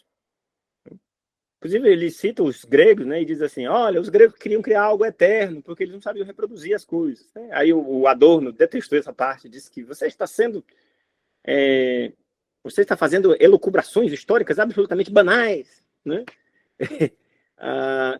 E aí, muitas vezes, o Benjamin era um filósofo, né? E ele dizia que ele fazia era criar categorias filosófico-históricas, né? Embora ele não usasse o termo categoria, né? Mas ele estava trabalhando com uma espécie de filosofia e história, que ninguém tinha feito, né? E muitas vezes ele usava a história, que para os historiadores pode parecer um tanto quanto ingênuo, né? Mas ele queria criar diagnósticos mais amplos, né? Então, essa ideia do Benjamin de que a arte vem da magia, a arte vem do universo mágico, embora tenha suas imprecisões históricas, provavelmente um Michel Eliade, um historiador da religião, não vai gostar de algumas coisas que ele põe, né? Mas ela é a base para que, por exemplo, o Jorge Didier Huberman, que é um dos maiores leitores de Benjamin atual, ele diga que existe um negócio chamado visualidade, que é diferente da visibilidade, do visível. Então, o que o Didier Huberman vai dizer baseado no Benjamin, baseado nessas ideias do Benjamin? Que existe aquilo que a gente vê no cotidiano, aquilo que bombardeia nossas retinas o tempo todo e que a gente vive a partir disso, né? Que é o visível, mas existe também a esfera da visualidade. E a esfera da visualidade, ela está ligada a esse aspecto sagrado do ver, que tem esse lastro histórico, justamente nessa perspectiva da obra de arte como ritual. Então, como é que a gente acessa essa visualidade hoje em dia? E aí o Didier Huberman vai dizer, através dos estudos do inconsciente, das formações inconscientes. Então, o que interessa para o Didier Huberman não é tanto o que você vê, mas aquilo que você pode ver para além do mero visível, para além do óbvio. Então, vejam como essa ideia do Benjamin, né, aparentemente mal construída historicamente, acabou se tornando, né, fundadora de um campo.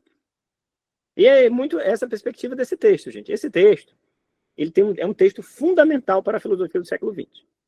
Esse texto ele ajudou a fundar várias áreas diferentes do pensamento humano. A gente vai falar de algumas aqui. Então, veja só, continuando o percurso histórico do Benjamin, né, que foi tão criticado por Adorno. A obra de arte ela vai se emancipando do ritual a partir da Renascença. Então, o ser humano vai colocando aquelas figuras nos quadros, nas telas, cada vez menos preocupado se elas eram portas de acesso para o divino ou não. Só que, mesmo com a laicização da arte, um lastro de historicidade ligado ao ritual e ao mágico permanece. O que é esse lastro? A aura. Exato. Então, a aura é justamente aquilo que restou do objeto de culto, aquilo que restou do ritual mágico, que fazia parte não só da relação do ser humano com a arte, mas da relação do ser humano com a própria imagem, desde as épocas mais imemoriais, vamos dizer assim. Então, essa é a primeira grande perspectiva do texto, né? Fundamental para entender o texto, né? Então, como ele diz na página 173, a arte era magia. E agora o que ela é? Então, lembrando que, para o Benjamin, o tribunal kantiano de julgar a arte foi demolido pela invenção da fotografia e da arte, ou da fotografia e do cinema. Então, essas duas artes técnicas, elas simplesmente revolucionaram de tal modo o mundo das artes que é impossível usar os mesmos valores do passado para descrever o mundo pós a invenção dessas duas mídias. Benjamin era radical nisso. E hoje em dia parece uma ideia banal, mas na época dele não era, viu? Na época dele as pessoas achavam que o cinema estava destruindo tudo, né? Muitos deles. Ou então que o cinema tinha que, à medida que o cinema fosse evoluindo, ele ia se encaixar nas outras artes, num sistema assim coerente, né? E o Benjamin diz: não, o cinema veio para bagunçar tudo. O cinema e a fotografia vieram para desfazer todos os sistemas, né? E aí, em determinado momento do texto, né, ele faz a separação entre o mágico e o cirurgião, né? E ele diz que o mágico, ele não precisa tocar nas coisas para fazê-las acontecerem. Ele faz a mágica acontecer, os corpos se moverem, através de um gesto, e sempre à distância, né? E o cirurgião não, ele tem que inserir a mão, né, a mão na massa, né? Ele tem que colocar em contato direto com os corpos, né? E essa dialética entre cirurgião e mágico é vital para entender as diferenças entre as artes tradicionais e a fotografia e o cinema, né? Então, operar à distância é justamente aquilo que é o diferencial da fotografia em relação às outras artes. Ele diz que com a fotografia a mão foi libertada. Então, você clica E nesse clique você captura. Você não precisa pintar e cansar o seu pulso, fazendo pequenos gestos, até preencher uma tela inteira. Então, com um clique, você capturou. A mesma coisa acontece com a câmera de filmar, né? Usando lá o termo do Vertov, né? Então, você bota a câmera diante de um mundo, diante da natureza, diante de corpos, e esses corpos vão ser capturados para sempre. Né? Vão sensibilizar um filme e vão ser capturados para sempre. Então, veja, o aparelho, ele cria uma mediação técnica entre o olho humano e a realidade. E isso é fundamental, né? Isso alterou tudo. Né? E aí a gente pode chegar no segundo tópico, né? Que é o humano diante do dispositivo, o humano diante do aparelho. Né? Primeiro, ele afirma que o filme é coletivo, né? Como a fotografia era, e que, em realidade, o filme só pode ser coletivo. Por quê? Porque ele diz, ó, não faria sentido fazer um filme tão caro, os filmes naquela época já eram bastante caros, né? Milhões e milhões de dólares, se apenas uma pessoa adquirisse o filme. Quem ia comprar esse filme? E aí vamos equiparar a obra de arte, né? Só existe uma Mona Lisa. Alguém compra a Mona Lisa, né? Então o pintor trabalhou para que aquela pessoa se apropriasse da Mona Lisa. O filme, ele não trabalha assim. O filme, ele só existe porque existe uma multidão para vê-lo. O cinema, ele só existe porque ele é uma arte coletiva. Porque existem várias pessoas que vão dar R$12, no caso hoje, né? Que é o valor de uma meia, no meio de semana. E naquela época era centavos até, né? Na época do poeirão ali, até a década de 20, né? Os cinemas eram muito baratos, né? Eram centavos nos nickels, né? Tinha até os Nickelodeons, né? Que era justamente você pagava um níquel para ver o filme. E aí você junta esses níquels todos, essas moedinhas todas, e aí você consegue pagar um filme de milhões. Então, ele diz que o filme só existe porque ele é consumido coletivamente. Essa é a primeira grande revolução. O filme e a fotografia são as primeiras artes coletivas, de fato. As artes para as massas e das massas. Né? E ele diz que o cinema faz parte desse mundo da técnica que dominou as pessoas de maneira inenarrável da metade do século XIX para cá. Né? Então, com o advento do capitalismo industrial, a técnica se tornou tão importante na vida das pessoas que simplesmente é impossível que as pessoas consigam viver sem ela. Então, aí a gente pode pensar no impacto do automóvel, né? No encurtamento das distâncias, e quantas pessoas será que conseguiriam viver sem o automóvel, né? Mas a gente pode ir mais longe, né? A gente pode ir, por exemplo, né? No próprio smartphone, né? É possível ainda pensar a vida sem o smartphone? Tantas coisas que a gente faz sem o smartphone, ou com o smartphone, né? Seria possível? Então, o smartphone se tornou uma extensão de nós mesmos, uma extensão do nosso braço, uma extensão do nosso olhar, uma extensão da nossa cabeça. Né? Então, o Benjamin diz que isso é uma técnica como segunda natureza. E aí, isso é um conceito central para o Benjamin e tipicamente benjaminiano, viu? Outros filósofos não usam. Então, a ideia de que nós vivemos um mundo em que existe uma segunda natureza, essa segunda natureza da técnica, né? Ela é explorada, inclusive com mais detalhes nessa versão aqui, que é a primeira versão, aquela mutilada pelos frankfurtianos, né? E a fotografia e o cinema, e aí no caso, nesse texto específico ele vai falar mais do cinema, são fundamentais para exercitar o ser humano nesse mundo da técnica. Então, quando o ser humano está no cinema, à frente de um filme, o filme ele passa as imagens de maneira absolutamente célere, vários pequenos cortes vão montando a narrativa. Ele diz que os olhos vão se exercitando para o mundo e para os perigos do mundo moderno. E aí, por exemplo, ele diz, o grau de atenção que o filme exige do espectador prepara o ser humano para toda a demanda que ele tem, por exemplo, no mundo, na metrópole. E aí o Benjamin se baseia muito naquele filósofo, naquele sociólogo alemão, o Georg Simmel, né, que ele escreveu um livro chamado, um texto chamado Metrópole e a Vida Mental.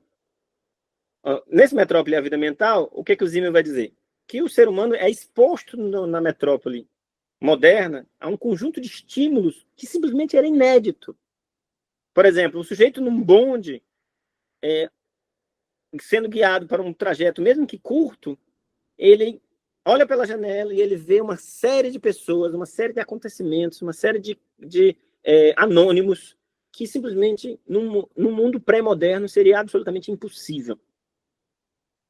E aí, entrando um pouquinho já no último tópico, a percepção do ser humano no mundo tecnológico ela é radicalmente diferente da percepção do ser humano no mundo pré-moderno.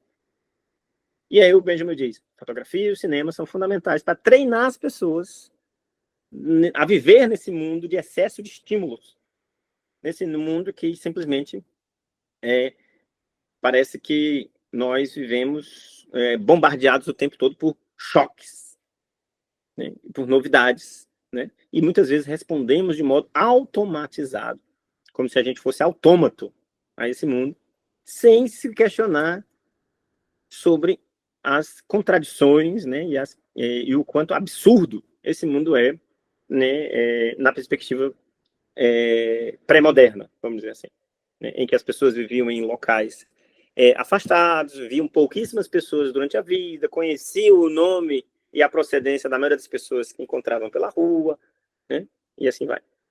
Bom, uma outra coisa que ele vai falar é sobre o ator. Ele diz que o ator de cinema é muito diferente do ator de teatro. Por quê?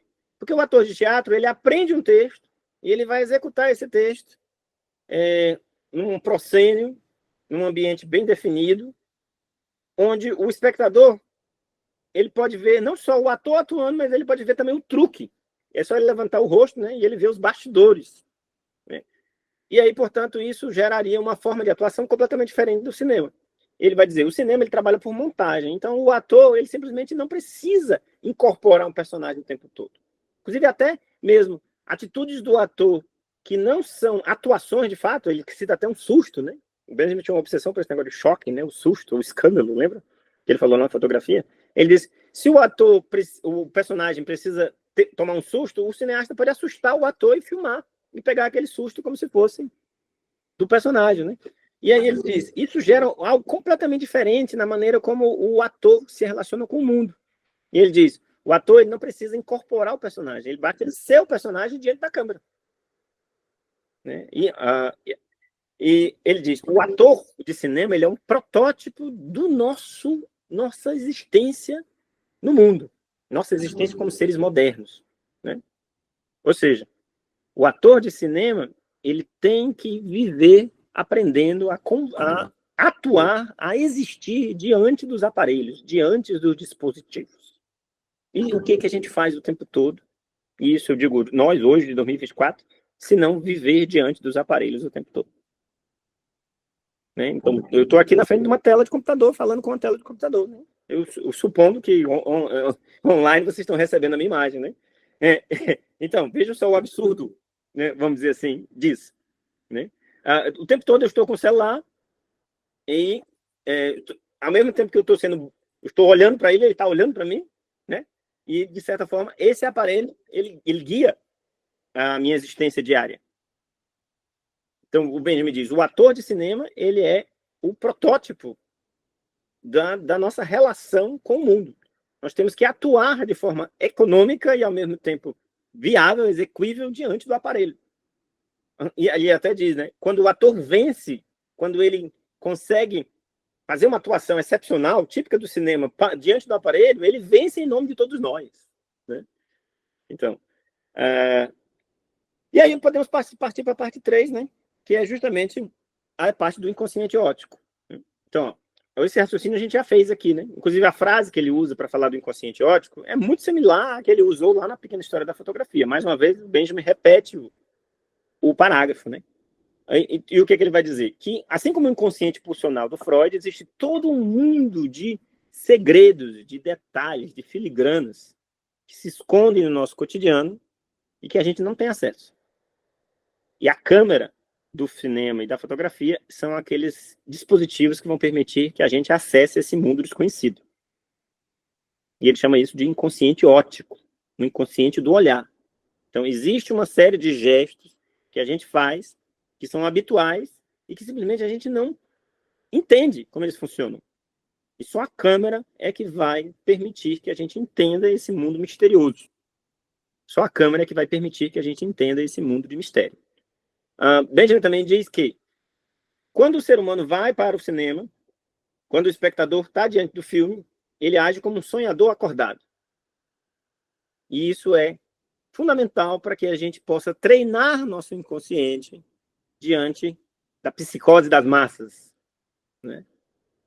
Então, esse sonhar acordado diante do cinema, esse sonhar acordado diante do dispositivo, ele permite que nós tenhamos acesso a uma determinada forma de lidar com o mundo que talvez, possivelmente, vai permanecer inconsciente, mas que a gente vai criar hábitos, talvez até a gente nem domine, para lidar com esses mistérios e que não seriam possíveis se não fosse o cinema. Não seria possível se não fosse a fotografia. Então, Benjamin, ele está trabalhando com a ideia de que o ser humano ele não é dono de si. E isso é uma ideia bastante freudiana, né? Bastante da psicanálise, né? Freud diz que 80%, 90% do que a gente faz vem do inconsciente. Né? E nós somos responsáveis pela ponta do iceberg. Né? Então, boa parte do que a gente faz, do que a gente acredita, do que a gente repete, não são da esfera do sujeito consciente. E o Benjamin vai dizer a mesma coisa, né? Só que ele vai falar do visual. Ele diz que muito do que nos bombardeia enquanto imagem no mundo é inconsciente. E nós não temos acesso de forma clara a esse mundo da visualidade, e aí fazendo a relação lá com o Didi Huberman, lembra? Nós só temos acesso ao mundo do visível. Ou seja, não basta ver o mundo, é preciso enxergá-lo de outra maneira. Não basta se contentar com o mundo tal qual ele nos bombardeia. É preciso revesti-lo de outra coisa. É preciso investigar os detalhes, as filigranas desse mundo, os pequenos fragmentos desse mundo, para reconfigurar esses fragmentos de uma maneira que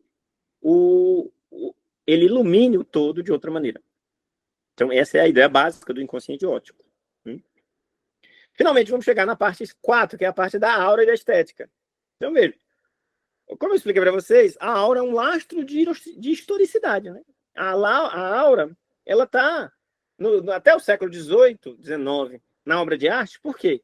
Porque existe essa herança da tradição de ver a obra de arte como objeto de culto.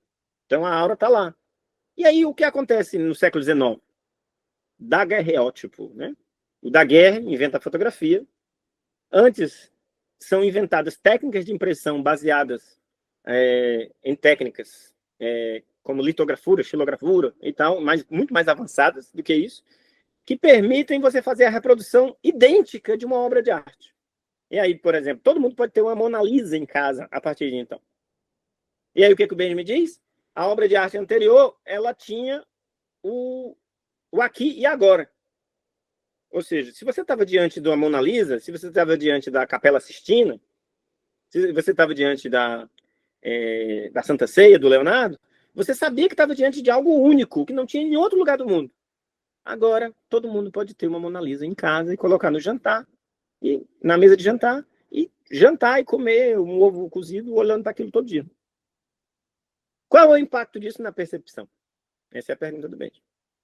E a resposta dele é: não há como manter a aura. Aquele lastro de culto, aquele lastro de ritual, ele vai se perder. E a obra vai virar banal. Tanto que, gente, existem vários relatos de gente que vão lá para a França, para o Louvre, e ficam na frente da Mona Lisa e não tem a sensação que esperavam ter. Né? Uma amiga minha diz, uma coisinha meio pequenininha assim, aqui sem graça, aquilo, lá, lá, lá. Por quê? Porque a gente já foi bombardeado com tantas cópias dessa imagem que ela perdeu o aqui e agora, né? Então, essa é a ideia básica de aura. Né? Então, fotografia e cinema seriam artes pós-auráticas. E aí, vamos marcar agora a diferença desse texto para o texto anterior. Né? O texto anterior dizia que uma determinada fase da evolução da fotografia ainda permitia a aura, que era aquela fase lá dos pontos escuros, né? Do excesso de luz em algumas áreas, né? Em outros áreas meio fraquinho, né? O Benjamin vai dizer, a partir desse texto, que não, que isso é impossível, que a aura acabou na fotografia e no cinema, porque fotografia e cinema são obras de arte sem originais. E isso é verdade. Ó. Não existe o original do filme. Não existe a cópia que é a original, que vai ser feita todas as outras cópias a partir dele. Não. Todos os filmes, os reels que existem do filme, são, na verdade, cópias. Né? Não existe o original. Né? Então, como manter a aura numa obra que não tem original? Então, o Benjamin diz que simplesmente seria impossível. Né? Então, a partir desse texto, o Benjamin vai dizer que fotografia e cinema são obras de arte pós-auráticas. Né? Então, o que daria a aura para a obra de arte? A tradição. Né? Essa é a questão, é a tradição. Né? O Adorno ficou revoltado com esse conceito de aura e ele disse na carta que isso parecia fetichismo. Chamou o Benjamin de totêmico. Diz que parecia que o Benjamin estava igual e aí ele pode-se dizer que ele foi até preconceituoso com os indígenas, né? Ele disse que era como se ele fosse os indígenas na tribo diante de um totem, esperando que o totem olhasse de volta para eles. E aí o Benjamin vai explicar, né? Olha, a aura, ela é uma capacidade que o objeto tem de retornar o seu olhar. Né? Isso é um conceito fundamental do Benjamin. Né? Então, quando um objeto está investido de aura, você olha para ele, ele é como se ele olhasse de volta para você. E aí o Benjamin explica, mas você entendeu errado. A aura, ela não está no objeto. A aura, ela está no olhar. Ela está no olhar do espectador. É o espectador que investe o objeto de aura. O objeto em si, ele não tem aura. É o olhar do espectador que coloca camadas de sentido entre ele e o objeto. Lembrando lá da imediaticidade, né? Se você coloca camadas entre você e o objeto, você cria aura. Se o objeto está muito próximo de você, sem camada nenhuma, não tem aura. Né? E, portanto, é o olhar que coloca essas camadas e ele inverte o objeto de aura. É o olhar que auratiza o objeto. Benjamin explica isso na carta, mas mesmo assim a Adorno não entendeu. Né? Essa ideia é tão fundamental, gente, que ela criou praticamente uma área de estudos. Na década de 80, um cara chamado Mitchell criou em Chicago, nos Estados Unidos, a área de estudos visuais. Não é nem história da arte. É estudos visuais. O que os estudos visuais fazem? Estudam o que é o ver. Se baseiam na ideia do Benjamin de que existe um inconsciente óptico, de que existe uma aura, e que o olhar é capaz de coisas poderosas, como, por exemplo, colocar camadas de sentido entre o observador e o objeto observado, e investir esse objeto de aura. Então, essa ideia toda nasceu a partir desse texto do Benjamin. Nasceu a partir desse texto de 1936, que foi tão atribulado, publicado 20 anos depois. Né? Então, vejam, esse texto é fundamental em vários aspectos da história, da história, do saber, da epistemologia, né? E, inclusive, revolucionou a própria história da arte. É só lembrar do impacto tremendo do Didi Huberman nos últimos anos, né? Inclusive no Brasil. O fenômeno editorial, que é o Didi Huberman. Né? Então, quanto mais o objeto precisa de exposição, menos aura ele tem. Né? Essa é a ideia que o Benjamin explica. Né? Por exemplo, na página 171. Quanto mais exposição ele tem, mais ele se destaca do ritual. Né? Inclusive, ele repete aquela frasezinha do em suma. Em suma, o que é a aura? Na página 170. Né? E aí vamos chegar finalmente na parte final, que é a parte talvez mais atrativa para os historiadores, né? Que é a parte de percepção e história. Então, veja, a primeira coisa que o Benjamin vai dizer é que, e aí ele segue uma cartilha marxista, né? Ele queria que esse texto fosse o texto mais marxista que ele já produziu, né? Até naquele momento, né? E ele diz, nós sabemos que a superestrutura muda de forma mais lenta do que a estrutura. Né? O que o Benjamin está querendo dizer? Que a cultura ela muda de maneira mais lenta do que as transformações econômicas. E a grande pergunta dele era, quais os impactos que a superestrutura teve, a cultura teve, a partir das transformações tecnológicas do mundo industrial? Ele faz essa pergunta logo na abertura do texto, né? Em 165. E aí ele vai, aos poucos, dizendo, né? Que a percepção humana, isso ele se baseia muito no Simmel, aquele lá do Metrópole e a Vida Mental, né? Que eu falei para vocês, que a percepção humana ela se altera radicalmente a partir das transformações tecnológicas. Que a metrópole industrial, urbana, que Londres, Paris, né? No século XX, depois do Benjamin, São Paulo, né? Transformaram radicalmente a maneira como as pessoas percebem o mundo. O aparelho perceptivo, ele sofreu alterações radicais. E aí, essa ideia polêmica gerou um campo de estudos também, né, que é o campo das visualidades. Né? Para vocês terem uma ideia, esse texto mesmo foi fundador de muita coisa. Né? E tem toda uma polêmica nos Estados Unidos, né, porque alguns teóricos de cinema não aceitam isso, como, por exemplo, o David Bordel. Eles dizem assim, que é isso? O aparelho de percepção não muda. As pessoas enxergam ainda da mesma forma que no século XIX. Mas aí existe toda uma corrente muito forte, né, defendida pelo Tom Goonan e outros mais, que dizem a maneira como a gente interpreta o mundo muda. Então, a gente pode dizer que o aparelho perceptivo muda. Por mais que o olho funcione biologicamente da mesma forma. Mas a visualidade, ela se transforma. Então, vejo, isso criou todo um campo de estudos dentro da própria história, né? Que é o campo das visualidades. Então, e se isso se transforma, então, quando a gente olha para o passado, a gente pode ver que os atores sociais que atuavam naquele período de tempo, eles enxergavam o mundo de uma maneira ou outra. Eles interpretavam as mensagens visuais que bombardeavam suas retinas de uma maneira diferente. E aí a gente pode falar, um tanto quanto metaforicamente, né, que é o aparelho perceptivo que muda. E essa ideia é a ideia que surge a partir desse texto. Né? E ele diz que o agente mais poderoso dessa alteração de percepção é o cinema. Em segundo lugar, a fotografia. Então, ele até cita um texto do Abel Gance, né, que é um cineasta famoso lá do início do cinema. Ele fez uma versão poderosa do Napoleão, né, de 1927. E aí ele cita um texto do Abel Gance, que o Abel Gance comemora assim: o cinema vai trazer todo mundo para a tela. Shakespeare, Goethe, né, todos os grandes poetas, todos os grandes autores. E aí o Benjamin diz: o Abel Gance não sabe, mas ele está comemorando a liquidação cultural do mundo.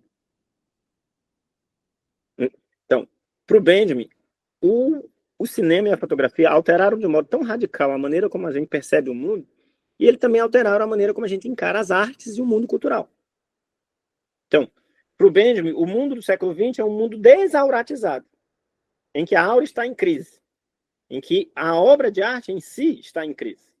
Inclusive, muita gente acusa o Benjamin, né, de ser um autor melancólico, né? Gosta de ver a crise, gosta de ver a perda, que gosta de identificar o desaparecimento dos fenômenos. Né? Mas essa é uma visão muito limitada do texto. Viu? Por quê? Porque o Benjamin ele celebra a técnica em muitos momentos. E ele aponta o lado negativo da técnica, mas ele também celebra a técnica.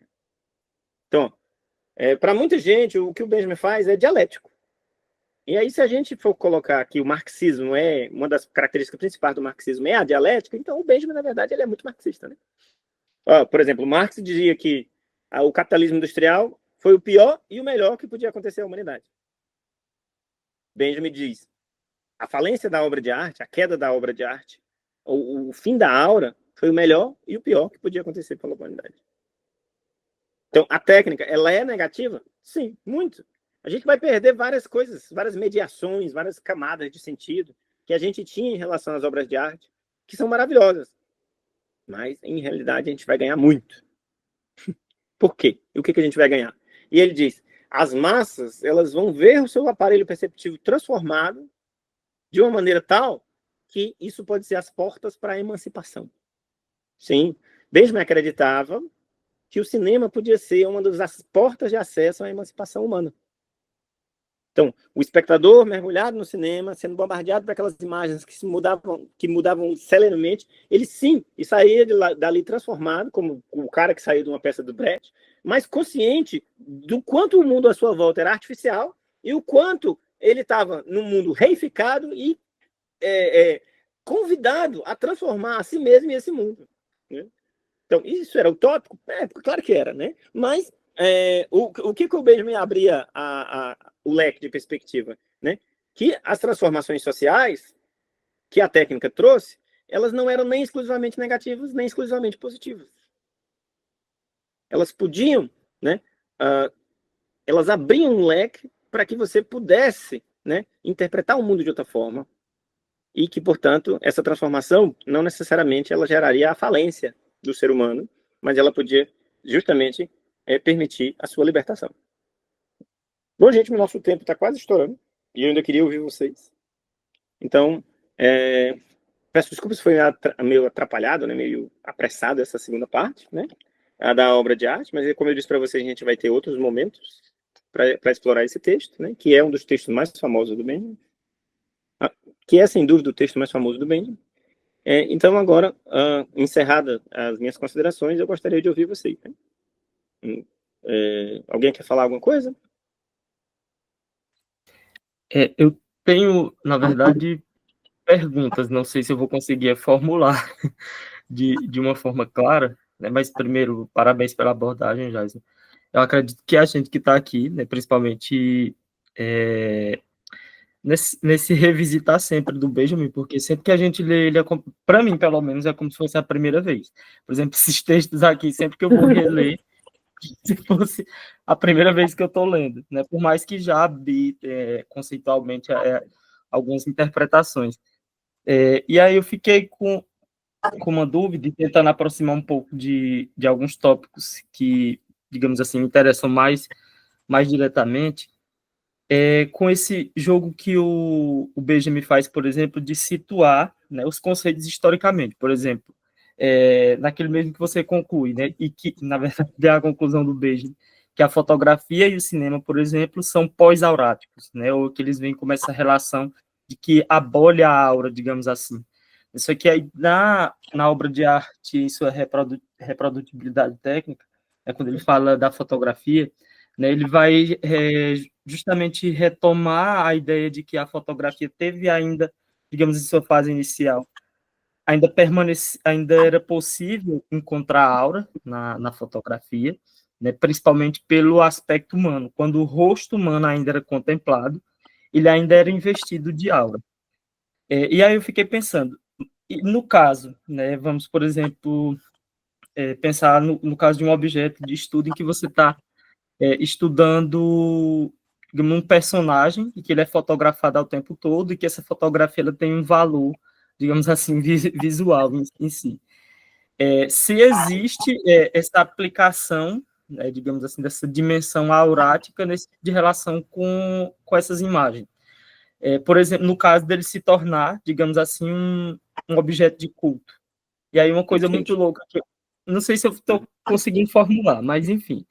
Tem um estudo de uma antropóloga, Paula Sibila, que ela analisa, por exemplo, a relação, por exemplo, da celebridade, né, ou como os autores eles se sobrepõem à obra, né, como é que eles viram, de certa forma, objeto de culto, e ela vai citar uma nota que supostamente aparece acho que ela cita que é na segunda versão, né, que saiu do texto de Benjamin, em que ele vai dizer que parecia que o artista, né, ou sua atividade criadora, ela ainda era a única coisa que permanecia como aura. Ela até cita o Benjamin diretamente assim: o espectador tende a substituir a unicidade dos fenômenos que aparecem na imagem cultural pela unicidade empírica do artista ou de sua atividade criadora, né? Ou seja, ele vai dizer que meio que aí eu fiquei assim pensando se teria como mover, digamos, esses conceitos não localizados especificamente no que o Benjamin pensava, por exemplo, a aura somente num tempo recuado da fotografia no início, digamos assim. Mas como é que ela pode ser aplicada conceitualmente fora de outros contextos? É porque, claro, que o Benjamin vai explicar bem, por exemplo, quando uma fotografia humana, digamos, de uma personalidade, ela começa a circular em outros meios, como, por exemplo, revistas, que é um veículo de massas, ele não surge com a ideia de ser um objeto contemplativo, digamos assim, né? Ele é algo da ordem da reprodutibilidade, né, em si. Mas será se não existe, se não é possível existir uma relação em que essas imagens elas despertem algo, né, além do que se olhar, digamos assim, só por ver? Não sei se eu consegui, não sei se eu consegui formular a pergunta. Conseguiu sim. Eu entendo o que você coloca, Romário, como o Benjamin identificou a aura, ele diagnosticou a aura, né? E existe uma perspectiva dentro das ciências humanas que dizem assim, muitas vezes o intérprete cultural, o intelectual, o analista, ele consegue identificar um conceito justamente quando esse conceito já está em decadência, né? Então, talvez justamente porque estava decaindo é que ele conseguiu identificar. Mas muita gente, intérprete do Benjamin, ele interpreta que o Benjamin foi muito radical, em que ele dizer que a aura não existe mais de modo nenhum era muito radical. E muita gente, inclusive o Didi Berman, ele vai interpretar que o Benjamin fala de uma aura em crise, em declínio, mas que não acabou, né? Então essa é uma interpretação a posteriori, né? Mas que muita gente faz. Então, a aura está acabando, está acabando, está acabando. A gente está vendo ela se acabando todo dia, mas ela não se acabou, né? Então, ela permanece em crise, né? Essa é a interpretação de muitos benjaminianos, né? Inclusive o próprio Didi. Outros falam que a aura, tal como Benjamin descreve, acabou. Mas o ser humano e a indústria cultural, a cultura de massa, ela foi pródiga em criar novos tipos de aura. Auras, vamos dizer assim, imitativas, frágeis, né? E que visam justamente substituir a tal aura. Porque talvez, né, se a gente for interpretar freudianamente, existe um ressentimento, uma saudade da aura, né?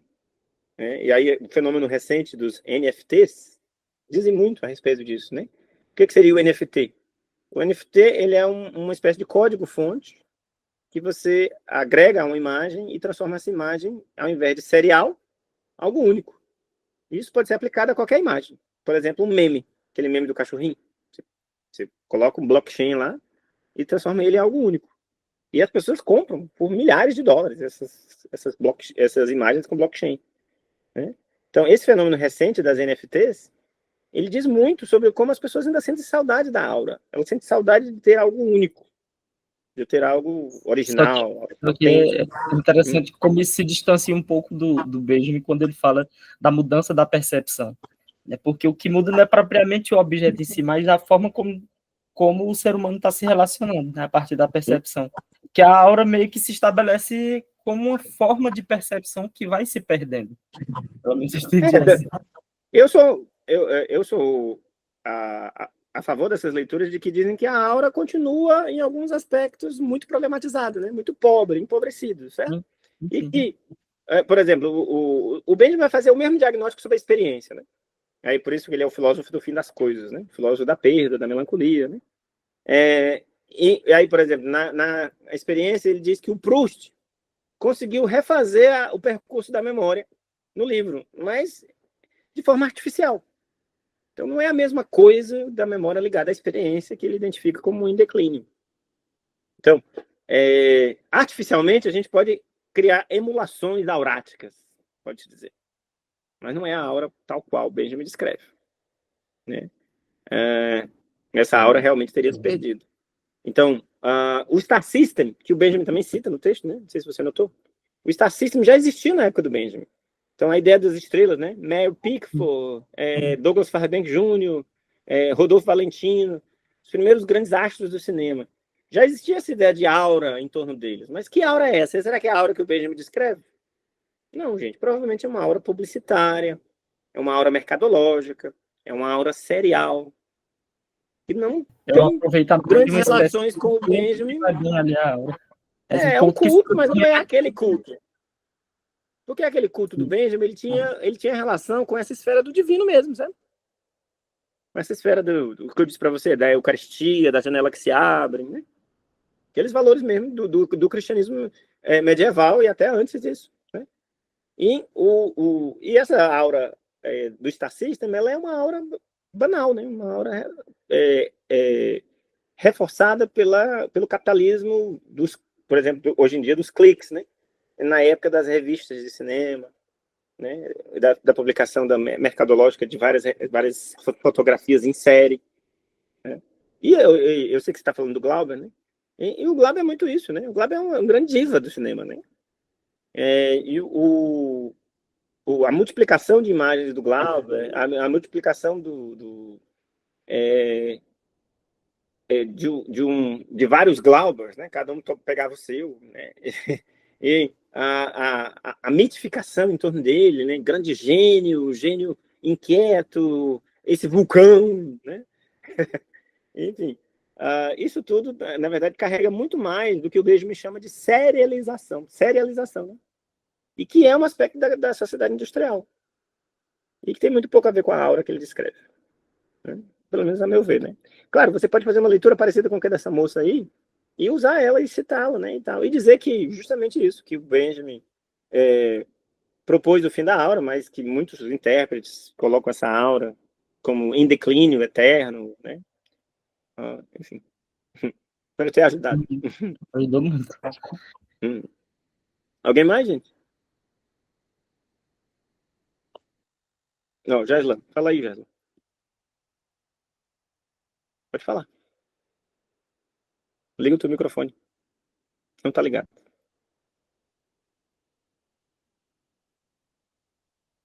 Oi, Joyson. Vamos Você me lá. E escuta? aí, como é que tá? Prazer de ver você aqui. Oi, Joyce, coisa boa. Boa noite a você, boa noite a todos que participam. Dizer inicialmente que é uma oportunidade muito, muito bacana de participar desse curso sobre Benjamin, ministrado por você, que é um curso tão bem pensado e que traz tantas questões que são instigantes, né? Eu pude ver o projeto e, assim, tô com ótimas expectativas e, assim, não tive como participar das 2 primeiras aulas. E hoje cheguei meio pela metade, mas é porque, assim, tô com alguns prazos apertados para algumas atividades do doutorado, mas cheguei a tempo de assistir a sua exposição, que a gente percebe, né, que é uma exposição marcada pela densidade teórica, mas também pela clareza e pela riqueza dos exemplos, né, o que faz que, digamos assim, um pouco da hermeticidade do Benjamin, ela seja mais palpável para a gente que não tem, digamos assim, uma leitura tão aprofundada quanto você. E aí, Joyce, eu gostaria de aproveitar essa oportunidade em que a gente está falando da ideia de aura, do aqui e agora, dessa dicotomia entre velocidade e duração, principalmente quando você, no meio da sua fala, falou sobre o Bergson, que é um autor que me interessa muito, né, pelos estudos que eu venho desenvolvendo, que são questões que geraram debates importantes na modernidade que fomenta o nosso debate aqui sobre essa ideia que você colocou de fotografia, de cinema. E aí eu queria trazer para o debate um terceiro vértice, né, que seria essa ideia de literatura, aproveitando o aniversário de nascimento da nossa escritora mais célebre, né, que é a Clarice Lispector, que, se estivesse viva, ontem estaria fazendo 104 anos de idade, né? E aí, assim, na segunda metade da sua exposição, partindo dessa ideia de metrópole e vida mental, né, que você deu o exemplo desse texto, e também a partir dessa perspectiva de velocidade e duração, quando você coloca, né, esse mundo de excesso de estímulos, né, de choques, de novidade, eu gostaria de retomar uma passagem do livro da Clarice Lispector, Água Viva, que foi escrito um pouquinho depois desse debate, né, lembrando que a Clarice nasceu ali nos anos 20, né, um pouco nesse meio aí dos exemplos que você estava utilizando, e aí nos anos 70, ela escreve um livro muito instigante que vai colocar um pouco essas discussões e para a gente entender essa mudança de perspectiva na maneira como o homem ele percebe e interpreta o mundo à sua volta, né? Esse descompasso que existe entre o tempo do relógio e o tempo da subjetividade, que é um texto da Clarice, onde ela vai, digamos assim, trabalhar a ideia do instante já, que eu acho que se aproxima um pouco dessa ideia do aqui e agora, e também dessa necessidade de ter o tempo nas mãos, essa necessidade de apreensão, que é essa questão do instante já, que ela tanto se debate no livro Água Viva. E que é interessante porque Clarice, por mais que sejam poucos os estudos que tenham colocado isso, ela foi uma leitora, né, muito próxima de Bergson, ela leu Bergson no original, né, numa época em que boa parte de suas obras ainda não tinham sido vertidas para a língua portuguesa. E aí tem um texto dela, já que a gente estava falando dessa ideia da modernidade, da velocidade, né, da duração, onde ela vai trabalhar essa ideia do instante já, e vai trabalhar também essa questão de como fazer para que esse tempo ele possa ser retido, né? Como é que a experiência, né, e a duração ela pode ser, digamos assim, aprendida de uma forma mais, digamos assim, palpável. E aí eu fico me perguntando, e aí talvez seria essa questão depois da citação que eu queria que você trabalhasse para a gente, né? O que é que a gente poderia, digamos assim, trazer de similaridades dessa percepção que a Clarice nos apresenta a partir da literatura e se ela teria, digamos assim, algum contraponto da ideia que o Benjamin apresenta nesse momento a partir desse texto. Eu vou ler rapidamente aqui, talvez fique mais claro quando eu fizer a leitura do fragmento, que é quando ela, no começo do Água Viva, ela diz assim, abre aspas, eu te digo, estou tentando captar a quarta dimensão do instante já, que de tão fugidio não é mais porque agora tornou-se um novo instante já, que também já não é mais. E também não é mais. Cada coisa tem um instante em que ela é. Quero me apossar do é da coisa. Aí ela, mais à frente ela diz, mas o instante já é um pirilampo, que acende e apaga. O presente é um instante em que a roda do automóvel, e aí a gente já vê a presença da modernidade, né? A roda do automóvel em alta velocidade toca minimamente o chão. E a parte da roda que ainda não tocou, tocará em imediato, que absorve o instante presente e torna o passado. Eu viva e tremeluzente como os instantes, acendo-me e apago, acendo e apago, acendo e apago. Só que aquilo que capto em mim tem, quando está sendo transposto em escrita, o desespero das palavras, ocuparem mais instantes que um relance de olhar, mais que um instante, quero o seu fluxo. Então, assim, não sei se faz sentido essas aproximações, né? Não quero aqui estar caindo num absurdo anacronismo, né? De você estar falando aí no início do século XX, eu estar pulando lá para os 70, mas é porque é como se essas questões elas não expirassem, é como se elas estivessem ainda presentes, né? Mas, obviamente, eu queria, com a sua sagacidade e com toda a leitura que você tem desses dois autores, né, tanto de Benjamin e Clarice, trazer para a gente aqui quais são os pontos de aproximação e afastamento que a gente poderia estabelecer entre essas duas leituras.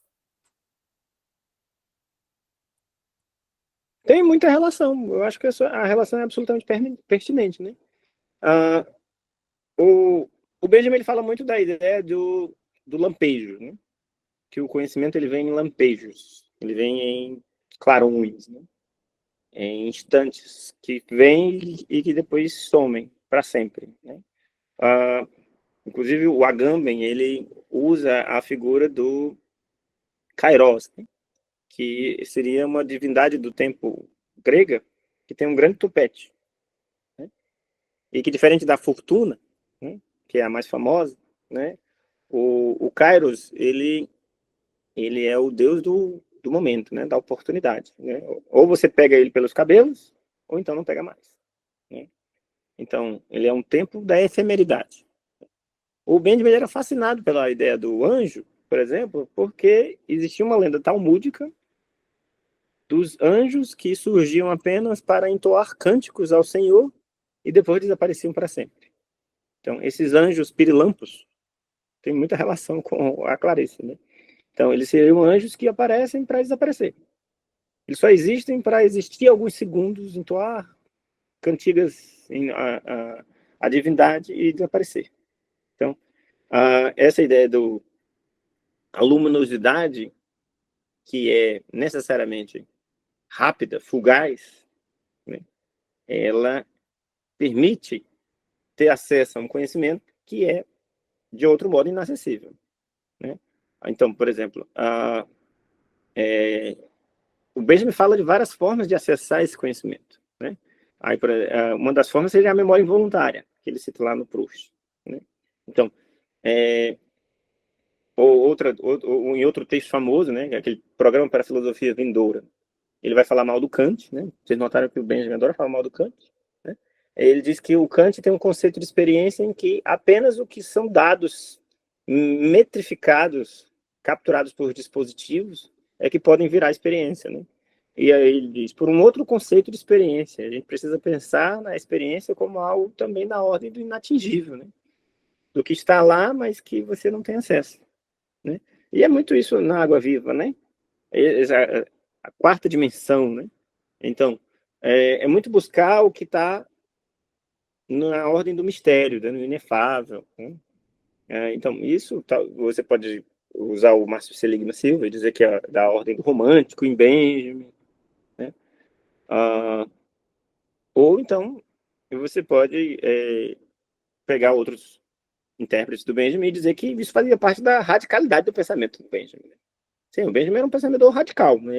Ele achava que determinados aspectos do mundo sensível só eram possíveis de ser acessados se você rompesse radicalmente com o racionalismo, que você pode chamar de cartesiano, que você pode chamar de que dominava as ciências, né? Então era preciso que você buscasse a centelha, né? Era preciso que você buscasse aquilo que brilha momentaneamente e depois desaparece para sempre. E aí, por isso, outra forma de acessar esse tipo de conhecimento seria o inconsciente, seria o sonho, seriam as narrativas, seriam as imagens, né? Então, ao investigar as filigranas desses objetos, era possível encontrar esses lampejos que surgiam e se não fossem capturados, como Kairos, né, pelos cabelos, iam desaparecer para sempre. Então, eu acho que tem muita relação, né? Se você fizer essa leitura da Clarice com base nessas referências, eu acho que ela vai ficar muito rica. Maravilha, já. Isso assim, é muito esclarecedor a sua fala, essa ideia do Kairos é muito pertinente, não tinha pensado por esse lado. E assim, uma das minhas ideias no último capítulo da tese é partindo daquela premissa do Paul Ricoeur, né, de que o tempo humano, ele assim se faz a partir da organização narrativa. Então, é interessante compreender de que modo a produção do romance clariciano, influenciado por essa duração subjetiva das experiências, ela é capaz de produzir perturbações nesse tempo homogêneo. E aí isso nos levaria da perspectiva de um tempo cronológico, que seria marcado por essa regularidade, pela sequência de instantes mensuráveis, para a ideia de um alargamento dessa realidade, que seria aquilo que a gente chamaria de um amplo presente, que é marcado exatamente pela ideia da simultaneidade e da dispersão temporal. Então, trabalhar com o tempo sempre é uma grande cilada, é algo muito difícil, mas, assim, principalmente quando a gente pega os trabalhos da Clarice pós anos 60, depois de 64, com A Paixão Segundo GH, essa discussão sobre o tempo ela é meio que incontornável, né? E aí eu estou meio que sendo seduzido por essa discussão e essa noção do tempo também é um pouco difícil a gente fugir dessas discussões, né, que o Benjamin nos traz, né, meio que ali nas entrelinhas, né, em alguns momentos, mas que são muito pertinentes para esse momento. Então, espero que nos outros encontros a gente tenha algumas brechas, né, para discutir esse tema. O Paul Ricoeur vai dizer que o tempo do absoluto, o tempo cosmológico, ele vai se tornar tempo humano através da poesia, da narração e da transformação da letra em sequência temporal, né? Então, aqui é aquilo que vai se apropriar. A gente pode fazer uma relação, embora o Ricoeur não goste dessa parte, viu? Só te prevenindo. O Ricoeur, lá no segundo volume da Tempo e Narrativa, ele é um pouco azedo com a perspectiva do Benjamin sobre Proust, né? Ele não se anima muito, né? Mas a gente pode fazer uma relação com o tempo messiânico do Benjamin, né? A ideia da porta aberta por onde pode entrar o Messias, né? Então, a porta estreita, né? O tempo messiânico é o tempo que dá surpresa, né? É o tempo que pode assomar de qualquer lugar, né? Então, o que possibilita o tempo messiânico? A atenção, né? A mais sagrada das habilidades humanas, a atenção, né? A atenção é uma forma de oração. O que faz com que a aura surja, né? A atenção. Benjamin tira essa ideia da aura do Novalis, dos românticos lá do século XIX, e justamente a ideia de que se você dedica uma atenção duradoura a algo, se você multiplica a possibilidade de durar desse algo, dali pode vir o tempo messiânico, né? O tempo do estilhaço, o tempo da revelação. Então, eu acho que fica muito rica essa leitura. Eu acho que a Clarice cabe perfeitamente, né, a esse tipo de reflexão. Mais alguém, gente? Jaslan quer falar mais algo mais? Não, já só agradecer. Tô vendo aqui o Felipe, né? A gente tem conversado por WhatsApp esses dias. Um prazer ter ele aqui com a gente. Agradecer também a presença aí do Romário, Fabrício, Danielise. É pena que sejamos tão poucos, né, para uma exposição tão rica. Espero que nos próximos encontros. Estou aqui fazendo. Faltei, como eu falei, nos 2 primeiros, né? Mas realmente por compromissos inadiáveis. Mas Na verdade, você espero faltou os só um, Jaslan. próximos. O da semana Você faltou só passada, eu um. pensei. Foi só um, eu pensei que eram Não, isso 2. é quinzenal. É quinzenal. Ah, Né? perfeito. Então, Então, menos 15 mal, dias perdi só o atrás, de. Pronto. a gente falou da biografia do Benjamin, né? Aí agora a gente está falando dos primeiros textos propriamente do Benjamin, né? Então Aham, foi só um. Mas eu vou botar na internet, né? Vou botar, né? aham. Inclusive, o último vídeo que eu botei foi o recorde de visualização. Meu Deus do céu, Sério? nunca vi tanta visualização. 60 visualizações. Foi um Tá recorde quase absoluto. competindo com os Os vídeos da outros que eu Anitta, viu? botava tinham... Os outros que eu botava tinham 10 visualizações, 20, e agora teve 60. Nossa, é o triplo, né? Eu achei o máximo. Maravilha. Hum. Pois que Então, bom, gente, Joyce. Eu alguém tinha. mais quer falar alguma coisa? Fala, Jason, pode falar. Não, assim, eu digo assim, a minha perda foi um pouco menor, porque, assim, como eu tinha feito o curso anterior, eu lembro que a gente tinha feito a leitura desse texto, né? A biografia do Benjamin, que eu tinha lido, né? Agora, obviamente, passado esse tempo todo, né, do último curso até agora, certamente foi enriquecido por outras leituras. Mas eu vou pegar o vídeo que você lançou, exatamente para pegar o fluxo da coisa, né, para não ficar meio perdido. A gente acrescentou o Eilenberg, né? Aquele Roland Eilenberg, que é o Tempo de Mágicos, né? A gente acrescentou a leitura do Witt, que o Witt é um livro muito antigo, né? Na verdade, né? Para você ter uma ideia, o Rouanet e a Ganeban leram o Bern Witt para trabalhar o Benjamin na década de 80, nessas primeiras traduções do Benjamin mais sistematizadas no Brasil, né? Que saíram pela Brasiliense. E aí só foi publicado no Brasil em 2016. Então tem muitas biografias já posteriores sobre o Benjamin, muito mais bem documentadas, né? Aham. Alguém mais, gente? Felipe, quer falar alguma coisa? Annelise? Sim, na verdade eu queria só uma coisa que, bom, não sou leitor, né, assíduo do Benjamin, claro que esse curso vai ser super importante para vários aspectos que eu já vi do Benjamin, para assim, uma aula muito bem organizada e explicada, mas você foi falando agora por último e até na conversa com o Romário e depois também com o Jaslan, foi me vindo na cabeça o tempo inteiro que o Walter Benjamin é muito romântico. É muito. O texto do Seligman Silva, a leitura que ele faz, eu queria lhe perguntar qual é o texto. Só para anotar aqui, que essa parte eu quero dar uma olhadinha depois. É Ler o Livro do Mundo, né? Ler o livro do mundo. Ele está bem aqui atrás, em algum lugar. Se eu me esforçar um pouquinho aqui, eu acho ele facinho. Ele é um livrinho saiu pela Iluminuras, uma capa vermelha. Sim.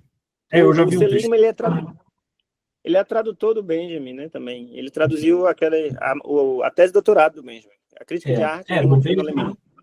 O único texto que eu li na minha vida completo foi esse, foi a tese, né?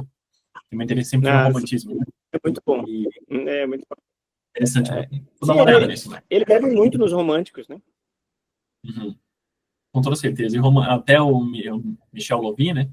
Que ele escreve um texto que é Romantismo e Capitalismo, que ele está explicando exatamente essa busca pelo desespero dos românticos, pela perda de uma certa magia e encantamento do mundo que o capitalismo estava promovendo. E 100 anos depois, o Benjamin faz isso com a aura, de certa forma. Interessante, vou dar uma olhadinha. O Michel Louvi tem vários textos nessa pegada, né? Tem aquela melancolia e revolução, tem romantismo e messianismo. Né? Então, ele é um dos que interpreta o Benjamin como romântico, né? Mas eu vou um pouco além, né? Porque eu acho que ele bebe muito no romantismo, mas ele também bebe muito no Nietzsche, né? E isso capacita ele, assim como as leituras marxistas dele, né? A quebrar um pouco com determinadas perspectivas mais românticas e pensar realmente numa catarse revolucionária, né? Vamos dizer assim. Embora essa catarse revolucionária dele viesse pelos sentidos, né? Sensorial. Então, é um pouco na linha da Jane-Marie Ganeban, né? Não, faz sentido. Os românticos, eles são majoritariamente conservadores, assim, visão conservadora, né? Exato. E aí o Benjamin não, né? O Benjamin estava no...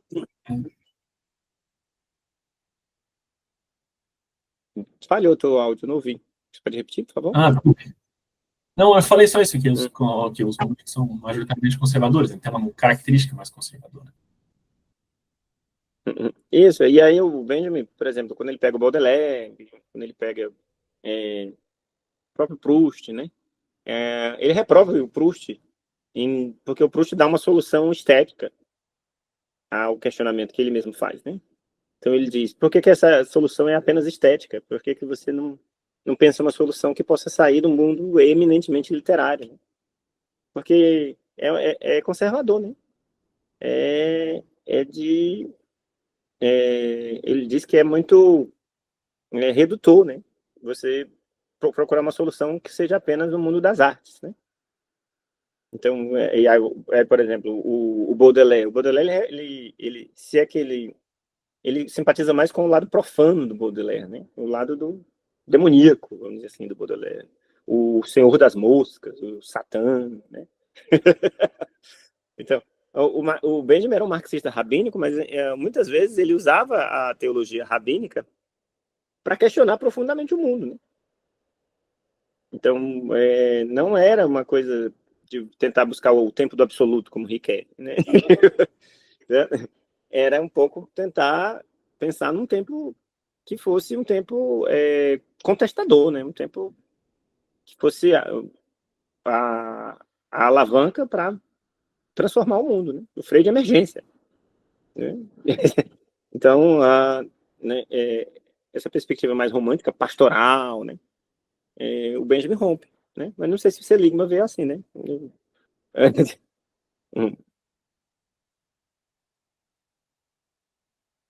Alguém mais, gente? Fabrício? Annelise? Bom, então, eu acho que a gente vai encerrar, né? Porque já são 10h25, olha só. A gente avançou bastante. Na outra vez a gente conseguiu encerrar 10h10. Fabrício, quer falar? Pode falar.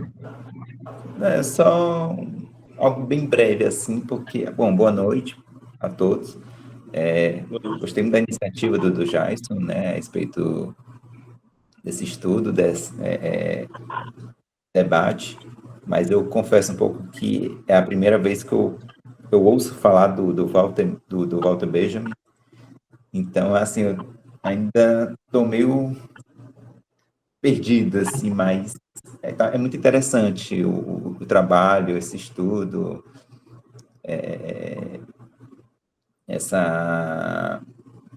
também essa visão, vamos dizer assim, que continua atual, né, a visão dele. Isso é algo muito pertinente, isso é muito bom também, que é para a gente conversar, para dialogar também, eu acho. Muito bom, mas, assim, realmente eu não conheço, agora que eu estou começando a entender essa pessoa, entender as teorias e tudo, gostei bastante. Que bom, Fabrício, que você está com a gente. E aí, no caso, o curso é também para quem está iniciando, né? Então, assim, o primeiro choque quando a gente encontra o Benjamin, a gente nunca esquece, né? Então, eu li o Benjamin na graduação, quando eu era calouro, né? Gustavo Said me apresentou bem. Gustavo Said, você falou... Pois não. Não, quando eu recebi a mensagem, você botou WB, eu pensei que era Warner Bros. Coisa de cinéfilo, né? Vai interpretar como sendo... Aí, o meu primeiro contato com o Benjamin foi por causa desse texto. Foi o Gustavo Said que me passou na disciplina Teoria da Comunicação. E eu, a princípio, como cinéfilo, me interessei pelo Benjamin pelo viés do cinema, né? Como um leitor do cinema, do primeiro cinema, né? Nunca tinha ouvido falar. Inclusive esse romantismo dele em relação ao cinema mudo, né? Não sei se você notou, mas no texto ele fala do cinema mudo, né? Ele diz que o cinema sonoro tornou a apropriação pelo fascismo mais fácil, né? Então ele condena, né? E é uma postura típica de vários pensadores dessa época. Que essa época da década de 30, final da década de 20, início da década de 30, inclusive no Brasil, Vinícius de Moraes e outros mais, eles eram muito ressentidos com o fim do cinema mudo. O cinema mudo, para eles, era o ápice de uma arte, né? E aí, a substituição pelo sonoro, para eles, foi um empobrecimento, né? Sim, sim. Então, meu primeiro contato com o Benjamin foi esse Benjamin cinéfilo, né? E aí, na mesma época, eu li o Krakauer, e Krakauer era mais velho que o Benjamin, também trabalhava cinema. Inclusive, o livro do Krakauer é um livro clássico sobre cinema e história, né? Que é aquele de Caligari a Hitler. E o Krakauer ensinava Kant para o Benjamin. Viu? Então, os dois são assim excepcionais. Eles viviam na República de Weimar e se preocupavam em pensar o cinema em chaves que não fossem conservadoras, né? Eles queriam chaves emancipatórias para pensar o cinema. Então, meu primeiro contato com ele foi nessa linha. E aí, aos poucos, eu fui me abrindo para outras facetas do Benjamin, porque o Benjamin é um cara muito cultural, né? Estuda muita coisa. E aí, como eu estava fazendo história também na época, acabei me identificando como o Benjamin historiador, né? Ele tem uma faceta historiadora, tem um texto famoso sobre história, né? E aí me apaixonei de um jeito que eu, até hoje nunca parei de estudar o Benjamin, né? Isso já faz 25 anos quase, né? Então nunca parei de estudar o Benjamin de lá para cá. O Gustavo diz assim: que bom, cara, que você encontrou logo cedo o que você queria estudar. Eu era calouro ainda. E hoje em dia, na verdade, eu gosto do Benjamin de uma maneira muito mais ampla do que apenas o cinema. Eu descobri que, na verdade, o Benjamin não era muito cinéfilo. Inclusive, provavelmente, todas essas leituras que ele faz do cinema eram de segunda mão. Ele ia para o cinema, sim, mas não era com essa frequência toda. Quem era o grande cinéfilo do grupo dos frankfurtianos não era o Benjamin, era o Krakauer. Provavelmente Kafka foi um cinéfilo muito mais inveterado do que o próprio Benjamin. Kafka ia para o cinema diariamente. Mas assim, apesar dele não ser um grande amante do cinema, ele conseguiu ler o cinema por um viés outro. Não era como na época dele, né? Isso aumenta mais ainda o mérito da leitura dele, né? Então eu fico feliz que você esteja aberto a esse aprendizado e que, quem sabe, o Benjamin possa seduzir você como me seduziu, primeiro pelo viés do cinema, para depois seduzir por outras coisas, né? Então, obrigado pela presença. Tá? Me sinto honrado pela sua presença. Imagina. Parabéns pela iniciativa. Valeu.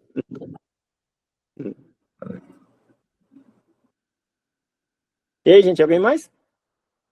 Quem não falou ainda, né, Liz? Quem tá mais aqui? Eu acho que quem não falou ainda foi só a Annelise, né? Mas tudo bem, gente. Já são 10h33, 10h32. Da outra vez a gente conseguiu encerrar 10 horas, né? Mas aí talvez o meu erro tenha sido botar 2 textos muito complexos, né? Porque aí, na casa, para dar conta do Pequena História da Fotografia, a gente foi até 9h20, 9h30, e sobrou pouco tempo para o seguinte. E aí, para o debate, então, menos tempo ainda. Então, eu vou tentar reanalisar o cronograma a partir dessa perspectiva, né? Mas, como eu disse para vocês, não é uma grande perda, porque o Obra de Arte vai ser retomado em outros momentos, né? Como é um dos textos mais importantes do Benjamin, ele vai ser retomado muitas vezes, né? Então, gente, muito obrigado. Boa noite, viu? Fico muito feliz com a presença de todos. Eu vou tentar colocar legendas, o Jaislan vai me ajudar, né? E vou colocar no YouTube, para que outras pessoas que não puderam vir hoje tenham acesso, né? E não se preocupe, gente, não é algo... Não precisam ficar, se vocês não tiverem alguma dificuldade, não conseguirem acessar, podem vir no encontro seguinte sem problema nenhum, ou não, né? Podem participar só de um encontro e nunca mais vir, tudo bem também, né? E aí, espero que, de alguma forma, essas leituras sejam úteis para vocês, né? Valeu, tá? Um abraço. Ô, Jaislan, obrigado, viu? Já estou contando com a sua ajuda aí antecipada, né? Gente, valeu, tá? Tenham uma boa noite. Espero que tenha sido útil para vocês, como foi para mim. Tá? Vou desligar aqui. Até mais. Valeu, até daqui a Jaislan, 15 dias. Boa noite. Valeu, tchau. Tudo bem. Boa noite, viu?